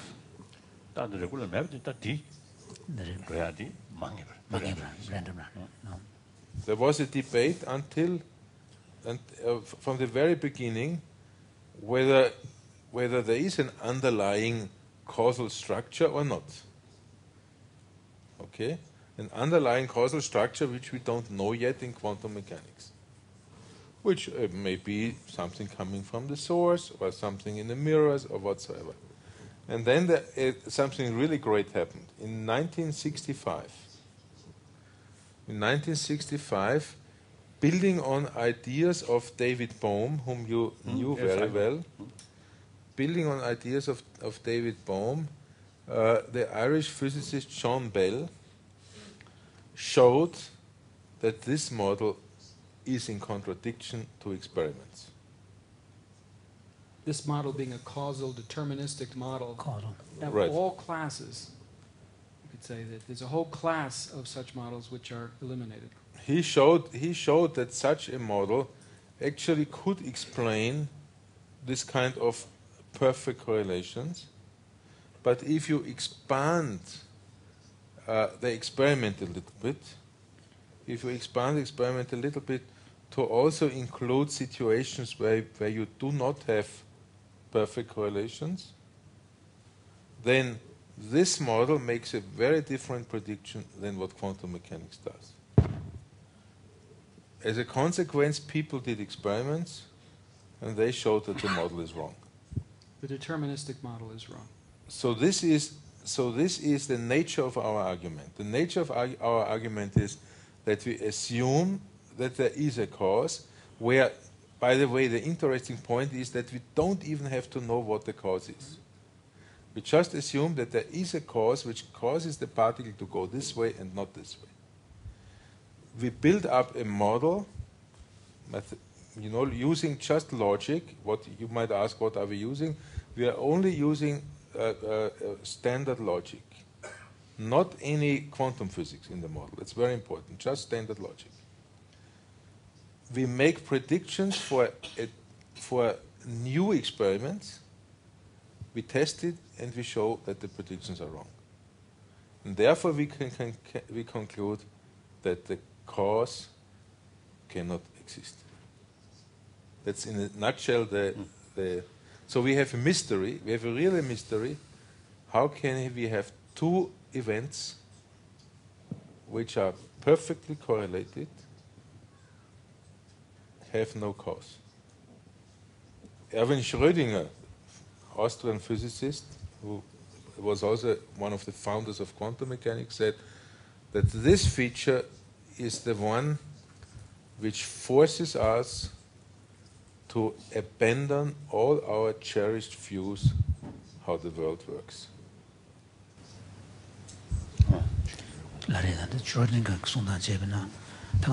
내가 때원 들으셔. 다간다 지금 예매기 중앙들이야. 규요가 시장에 돈을 대세 잡을까봐. 데이비드 봄 느껴보러 봐. 규요가 시장 돈 잡을 때디 아니 실리샤제 아니 로직 리버 배주지네. 리버 기마 배주 제백가비야. 아니 프레딕션 제약이 디 다주 제백가비야. 아니 퀀텀 그 남샤만 붙였던 게임도 요르스. there's a Gumeba Shisha, Chundele, Gumeb Gaming, Chundele, Gumeba Shisha Chedugolani, Quantum Ganamsha Mambuchi, Detunish, Yunguris, the Inzana Shroud, the quantum Kranzu, the Namjumbuch, Yorba, quantum level. That the Chundele, Guyoba Shisha, on the Shejabina. In quantum theory, no. Nangema Bushwita. That Gumeba Shisha on the Shejabina and quantum Ganamsha dead in its chair. The Denzan Shrodin Gurgi, and that needs to tell tennis. Sometimes to young around but such a city that you Namsha Mambuchi, Chilotango hedges get them legal to some shop race. Now, what we'd like to do at this point is to pose a couple of questions, you could say, to our Buddhist colleagues. And then we're going to ask Jinpa if he will provide a short account of causality in Buddhist thinking, and then we will open for discussion. You could say the first question is, why is this so important to Buddhism?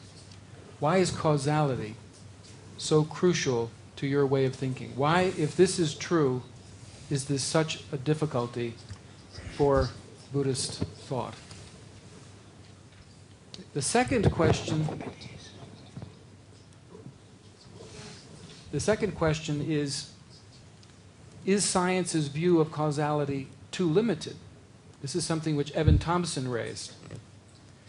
When we say there is no cause, what we're considering, of course, is no physical cause. We're not talking about other types of causes which you may consider to be important. Is there something we should be thinking about with regards to other types of causality or other notions and understandings of causality than our limited understanding of causality?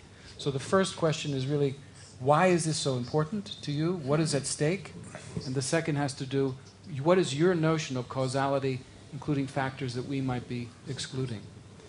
But before going there, I would like to have first, just for the rest of the science community, some understanding of how you think about causality generally from a Buddhist perspective. And so I invite Jinpa, Tunshin Jinpa, to give a brief presentation.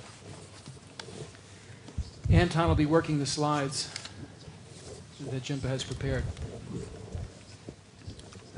Your Holiness, I feel very slightly nervous and also embarrassed to be speaking in front of His Holiness in public. Actually, this is the first time I've done in my own voice, so I would like to ask your kind permission to be able to step out of my role as your interpreter and speak in my own voice. The last time I spoke in front of His Holiness in my own voice was as a young monk student in one of the South Indian monasteries when His Holiness visited and we were asked to stage, debate in front of His Holiness. At that time it was quite a nerve-wracking experience. I hope this time, hopefully, as a more older person, I won't be too nervous. But if I seem a little nervous... Because labels.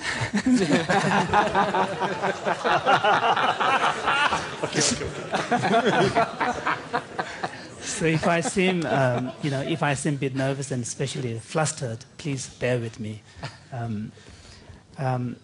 Yesterday we had in Evans, actually right at the beginning, His Holiness really pointed out a very important aspect, and that has been very crucial for the development and refinement of Buddhist thought, which is the presence of challenges to the established Buddhist views, and how throughout the history of development of Buddhist thought, challenges posed by other sophisticated intellectual traditions have been crucial in the development of the Buddhist understanding of the world, and particularly in both understanding of the external world and the mental world.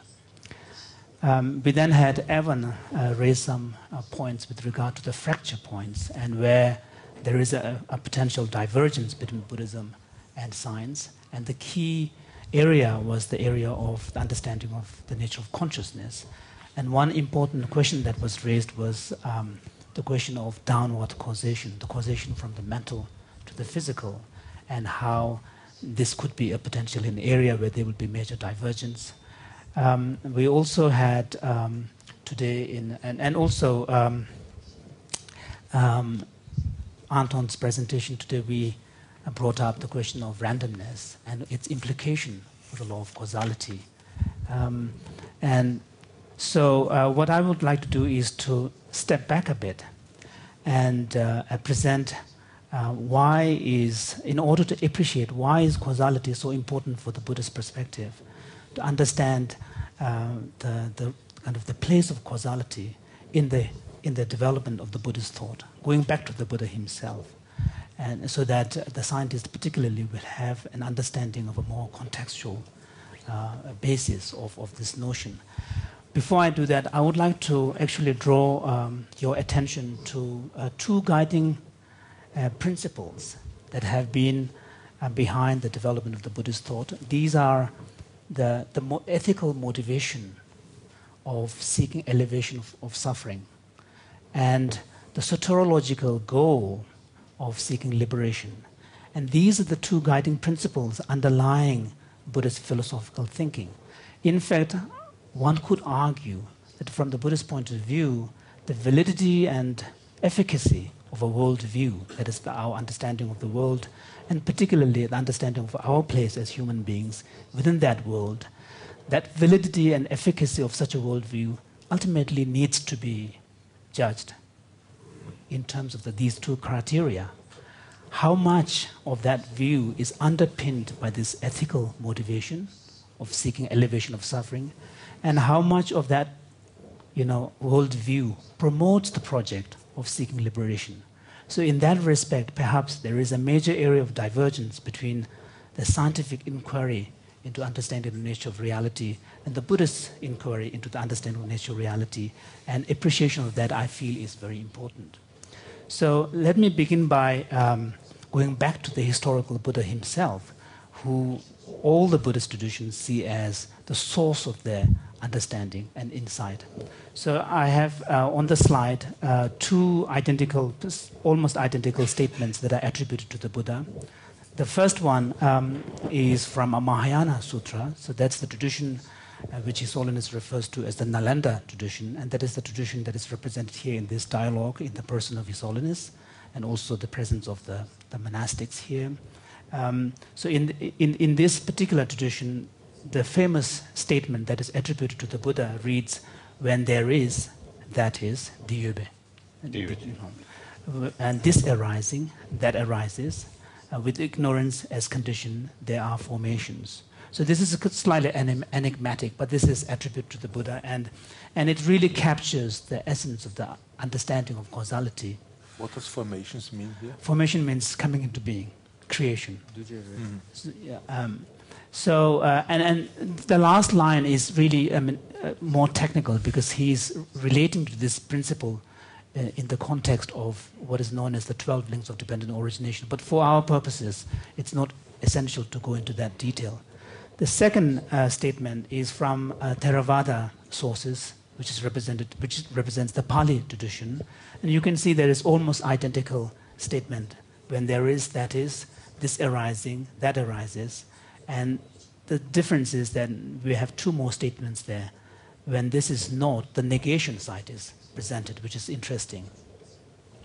So what this presents for us Buddhists is the principle of dependent origination. And arguably, one could say that the principle of dependent origination is, from the philosophical point of view, the most important concept in the Buddhist tradition, both for the Theravada tradition and for the Mahayana tradition represented here.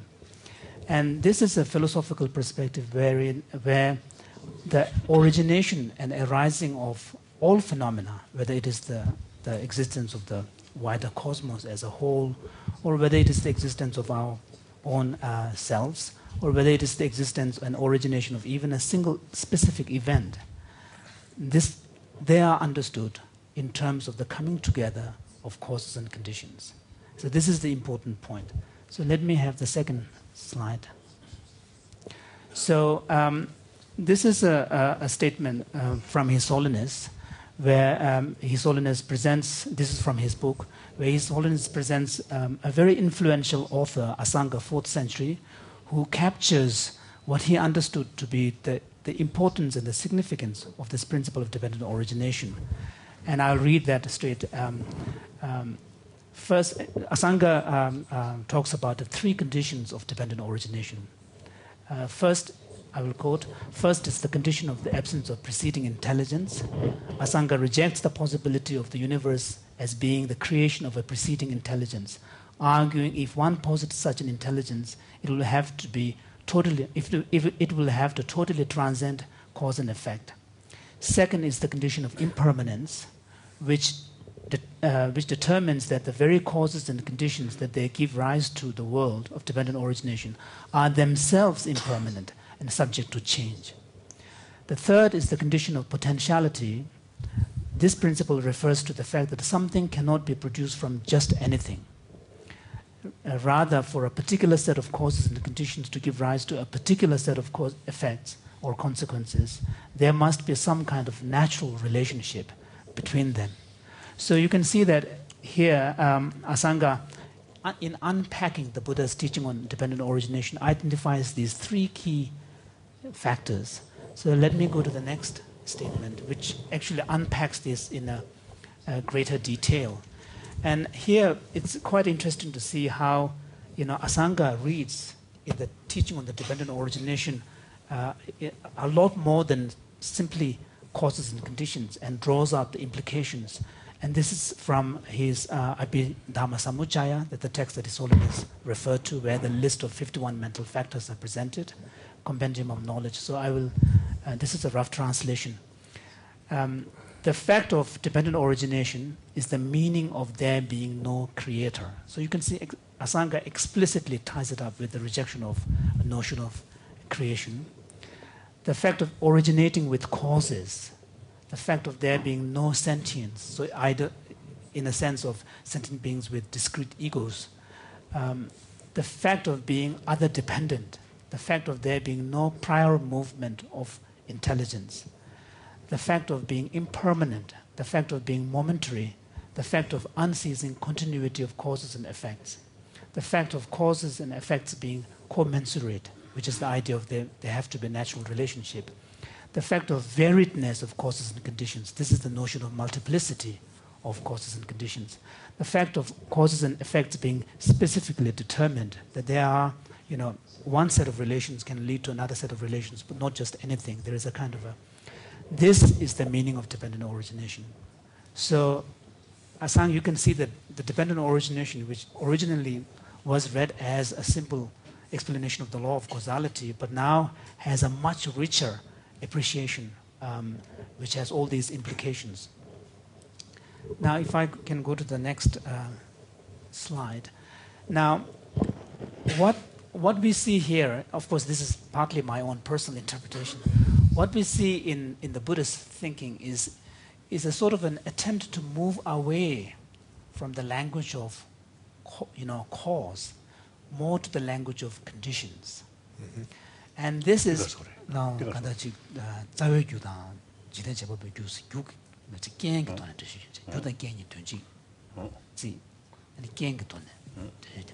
so because in non-Buddhist, this is the cultural milieu in which the Buddha is teaching and the Buddhist thinkers are developing their ideas. There was an emphasis on original cause, the first cause, the notion of this metaphysical sense of cause. And what the Buddha and the Buddhists are trying to do is to show the complexity of the origination of things, that there is no first cause. The notion of first cause, the notion of single cause is incoherent. The origination and arising of things has to be understood in the context of multiplicity of conditions coming together. So there seems to be this emphasis. And in fact, in one of the very early Buddhist Abhidhamma text, this is in fact the last book of the Pali Abhidhamma, Obadidu, there is a list of 24 different kinds of conditions. And the attempt here is to try to come up with a systematic account of how a different phenomena can affect another phenomena. And there's an attempt to understand different types of conditions. And the Pali text lists 24 such of these. But later, these were narrowed down to 4 conditions. And this is the most kind of, standard understanding of causation, where we identify 4 conditions. So the first one is causal conditions. And this refers to mainly kind of the primary conditions, the factors that give rise to. Second is percept-object condition. So here, the four conditions are related primarily to a kind of a mental event, such as a perceptual occurrence of a perceptual event, like seeing this bottle of water here. So the percept-object condition is the presence of the bottle in front of you. Then you have immediately preceding condition, which is the continuum of awareness, and just the immediate preceding awareness that kind of opens up the possibility for that perception. And the fourth is the dominant or governing condition. So in the case of perception of this bottle of water, it is the sensory eye faculty. So the multiplicity of the conditions that were explained in the early text were now kind of subsumed into these four main conditions. And furthermore, these four conditions are then subsumed into two primary categories of cause. If I can have the next. So again, this is a citation from His Holiness's own book, and this is on page 131. So, and Evan already referred to these two types of causation, the substantive causation, and in Evan's language, it was substantive causation and cooperative causation. So I will read from His Holiness's words. Buddhism proposes two principal categories of cause. These are the substantial cause or material cause, and this is actually somewhat analogous to Aristotle's notion of material cause, and the contributory or complementary cause, which is somewhat analogous to Aristotle's notions of efficient cause, fairly similar. Take the example of a clay pot. The substantial cause refers to the stuff that turns into a particular effect. So the substantive causation, cause and effects need to share a similarity in nature, namely the clay that becomes the pot. By contrast, all the other factors that contribute towards bringing about the pot, such as the skill of the potter himself, and the kiln that fired the clay, remain complementary in that they make it possible for the clay to turn into the pot. So they actually contribute. This distinction between the substantial and the contributory causes of a given event or an object is of utmost importance for understanding the Buddhist theory of causation. And this came up briefly in Evan's presentation and John's response to that how this idea of substantial causation, where the cause and effect need to share a similar nature. Yes? You read, for the last word, you read causation. Sorry, consciousness. Theory of consciousness. Yeah, theory of consciousness, yeah. So His Holiness emphasizes that understanding of this notion of causation is critical in appreciating the Buddhist position on consciousness, that especially when you talk about downward causation from the mental to the physical, and there can be upward causation as well, even from the Buddhist point of view. So the causation process goes both ways. So what I would like to do now is to conclude by listing some of what I see as the key points that we need to remember when we are engaging in the dialogue here. Can I go to the next one? Oh, I cannot. Can we enlarge it? No, we can't. Well, we can put it on. We could put it on 2 slides. Okay. So what I can do is I can actually read that out. If you want, I can quickly put it on 2 slides. Yeah, you want to quickly put it on 2 slides? Right. Right. Insert new slide. Yeah. Just cut it roughly here. So as you can see that I'm new in speaking in His Holiness presence, but also I'm new with PowerPoint. So. Uh-oh. What's happening? No, just a moment. Yeah, okay. Control V. It's a little bit too small. Actually, I can read. Make a third one.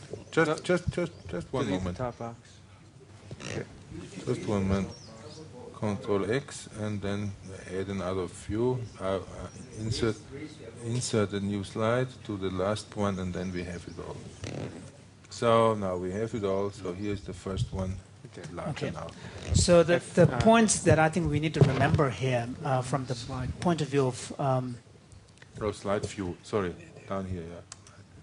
Yeah. Okay. Very good now. So,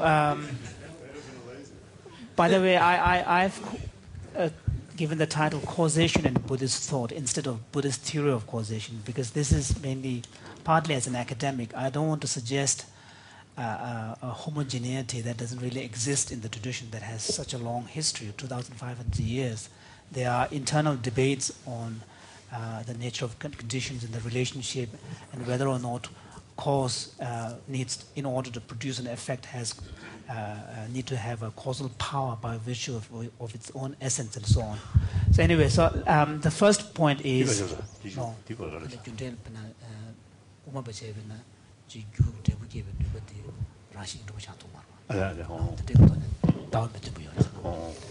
so no supernatural causation through prior design by an intelligence. So this is very important for the Buddhist.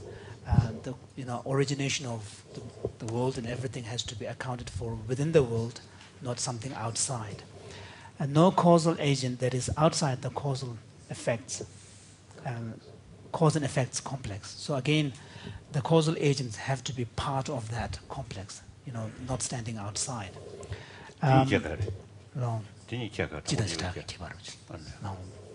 And the third one is the logical untenability of uncaused events. So this is very germane.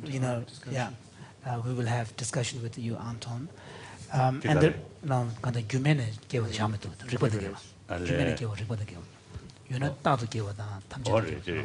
so the two main arguments that are presented is that if there are uncaused events, uncaused arising, origination, then that event should occur all the time, or it should not occur at all, because there is no reason why this cannot be. So it's a kind of a logical argument that is used, and we can discuss later.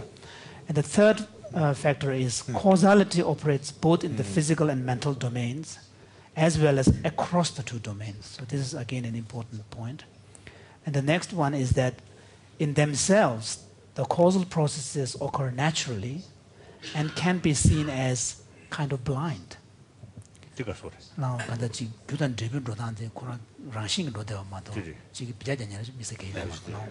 So even, for example, in the case of karmic causation, karma has no volition of its own.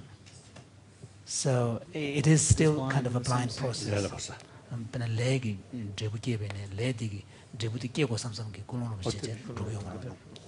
Next one. Now, in the light of Dharmakirti, the causal relations are thought to be constructs, and they are unreal. What you have is basically events, one coming after another in a form of a succession within a certain pattern of regularity, but the relations are our own constructions. And then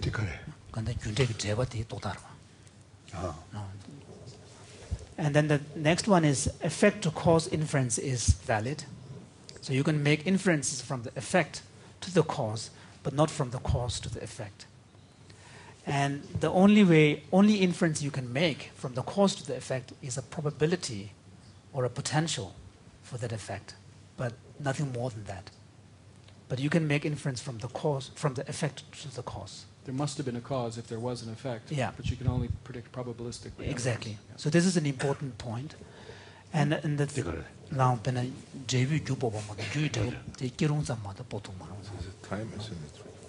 and the next one is, in the light of Nagarjuna, no conditions have causal power by virtue of its own essence. So, in fact, the concept of essence and causality are thought to be incompatible. For Nagarjuna, by the notion of essence, imply a self-enclosed and completeness, which then has no openness to effect coming from outside. The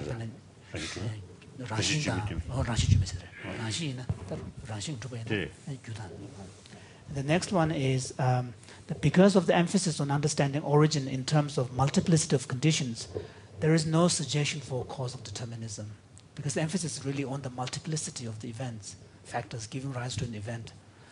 And the final one, which is a suggestion, and this has been made by an English academic scholar of Buddhism, which I find very helpful. So I'll read that.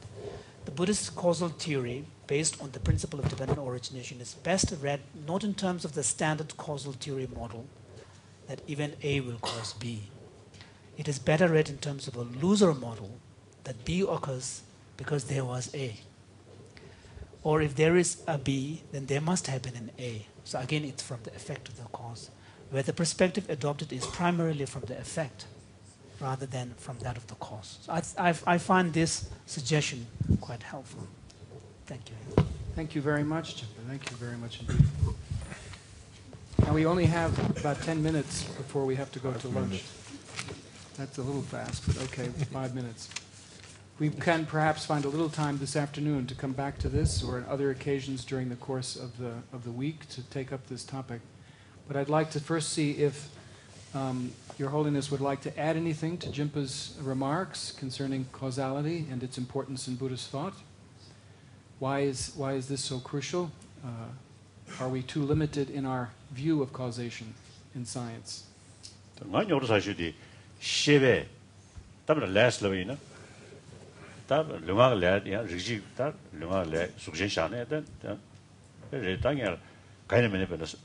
선배래 여러보다 숨주 선배래 가다 시발보다 그다 디디 수제나리아 다 그게 패는데야 저러 와다 디 시부상당 거지야. His Holiness was saying that from his point of view, the area where there needs to be a lot of thinking, a lot of difficult thinking, is how the causation from the mental to the physical really operates. That seems to be really the crux of the problem. His Holiness is sharing with the monks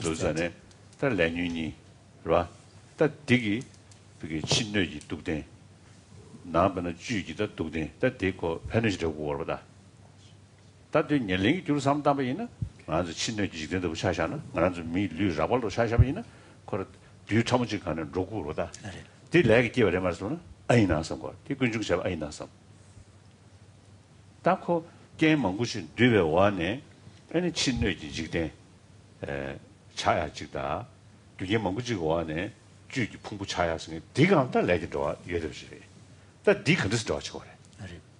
So the area where there is a lot of difficulty for His Holiness is how can we conceive and understand this interaction between the mental and the physical, and particularly with respect to the Buddhist theory of karma, where, for example, if you look at the origin of the universe, the world that we're inhabiting, and also the evolution of our human body, on the material level, the origination of the arising of the human body can be understood in terms of the physical explanation, and that cause and effects at the physical level can be understood in scientific terms.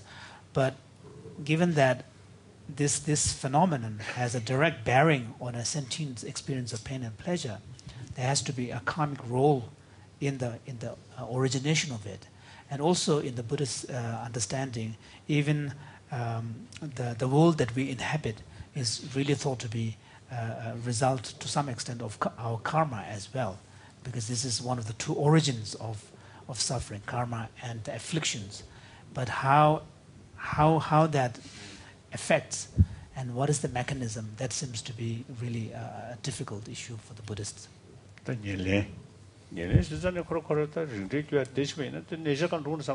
So, for example, with the model of the two types of cause, the substantive causation and the cooperative causations, so with respect to human body and the world, if you trace that kind of substantial causation, this is purely natural process.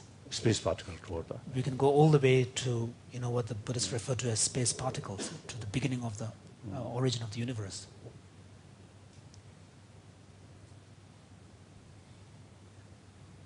직전 나마차 가서 나마동 치마 마셔 봐라기 또 뒤처럼 죽으러 봐. 그러니까 시도 수지라고도 차야기 기운도 야야 대시면이나 근데 쉽게 나눠야 그래 모두 저 통화메스 다지 링제의 유사람도 유르면 다시 내가 왜 통화도 이거로 보다 그래요. 서다디 통화 메시지 손대도 다들이 디디들 내거기 가서 그래 내가 속으로 해. 다 뒤참한테 대기이나 대기 속으로 해.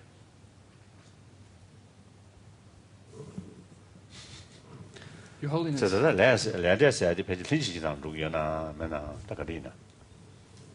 So His Holiness is wondering whether the role of karma has to be understood more in the cooperative causation process, rather than the substantive causation process. He was asking the Gishis.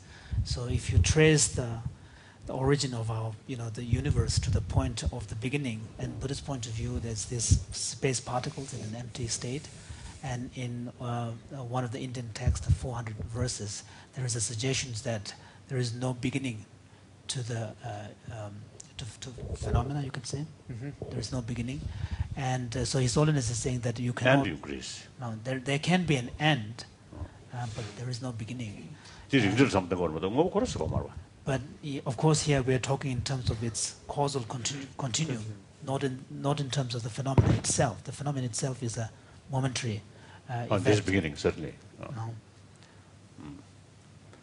No start of the causal chain. No beginning to the causal chain. But there, Kazan 가서 계시원 나 라미게 슝나노네 중앙 차라시고 봐. 중앙 잡아. 근데 중앙아 나가 부가 나가 TV나 부가 나가 TV 중앙아 셴주잖아요. 치 중앙아. 난게 중앙아. 자 TV 주셔서 옵니다. 난게 중앙아. 난게 중앙이야. 중앙아 잡아. 중앙아 차 신도 차 다시 해서. 탈도는 중앙아 어디 신도 차에 송진기 롱을 생각해봤어야 돼. 중앙아 들어줘야 다. 디네 단 저와직 시우직 사들로 안에 단 저와직 연기 여러. 다 드리시 내 신주들이다. 다 드리지 때문에 아니 그럼 아주 샘티모도 치 중앙을 주어도 돼야. 그봐? 다가는 신기 샘티모 되기 전에 류리야 지금 핀들도 돼야. 다 핀들 잡아야 그리나. 샘티브로 주는 거보다. 다 핀들 차도 돼. 배로 차잖아. 내저봐요. 또 토블린. 단 저번에 돌루네 세바지 등이 잡지도 되게 그도 치고 있나. 되게 그도 치고 있나. 그냥 세바지 등이지 야 취지집에 소위 말이 뭐수다 매 자차 연구할 봐. 취지집에 소 말아. 야 자서 보시죠. 다시 줄러서 되세요.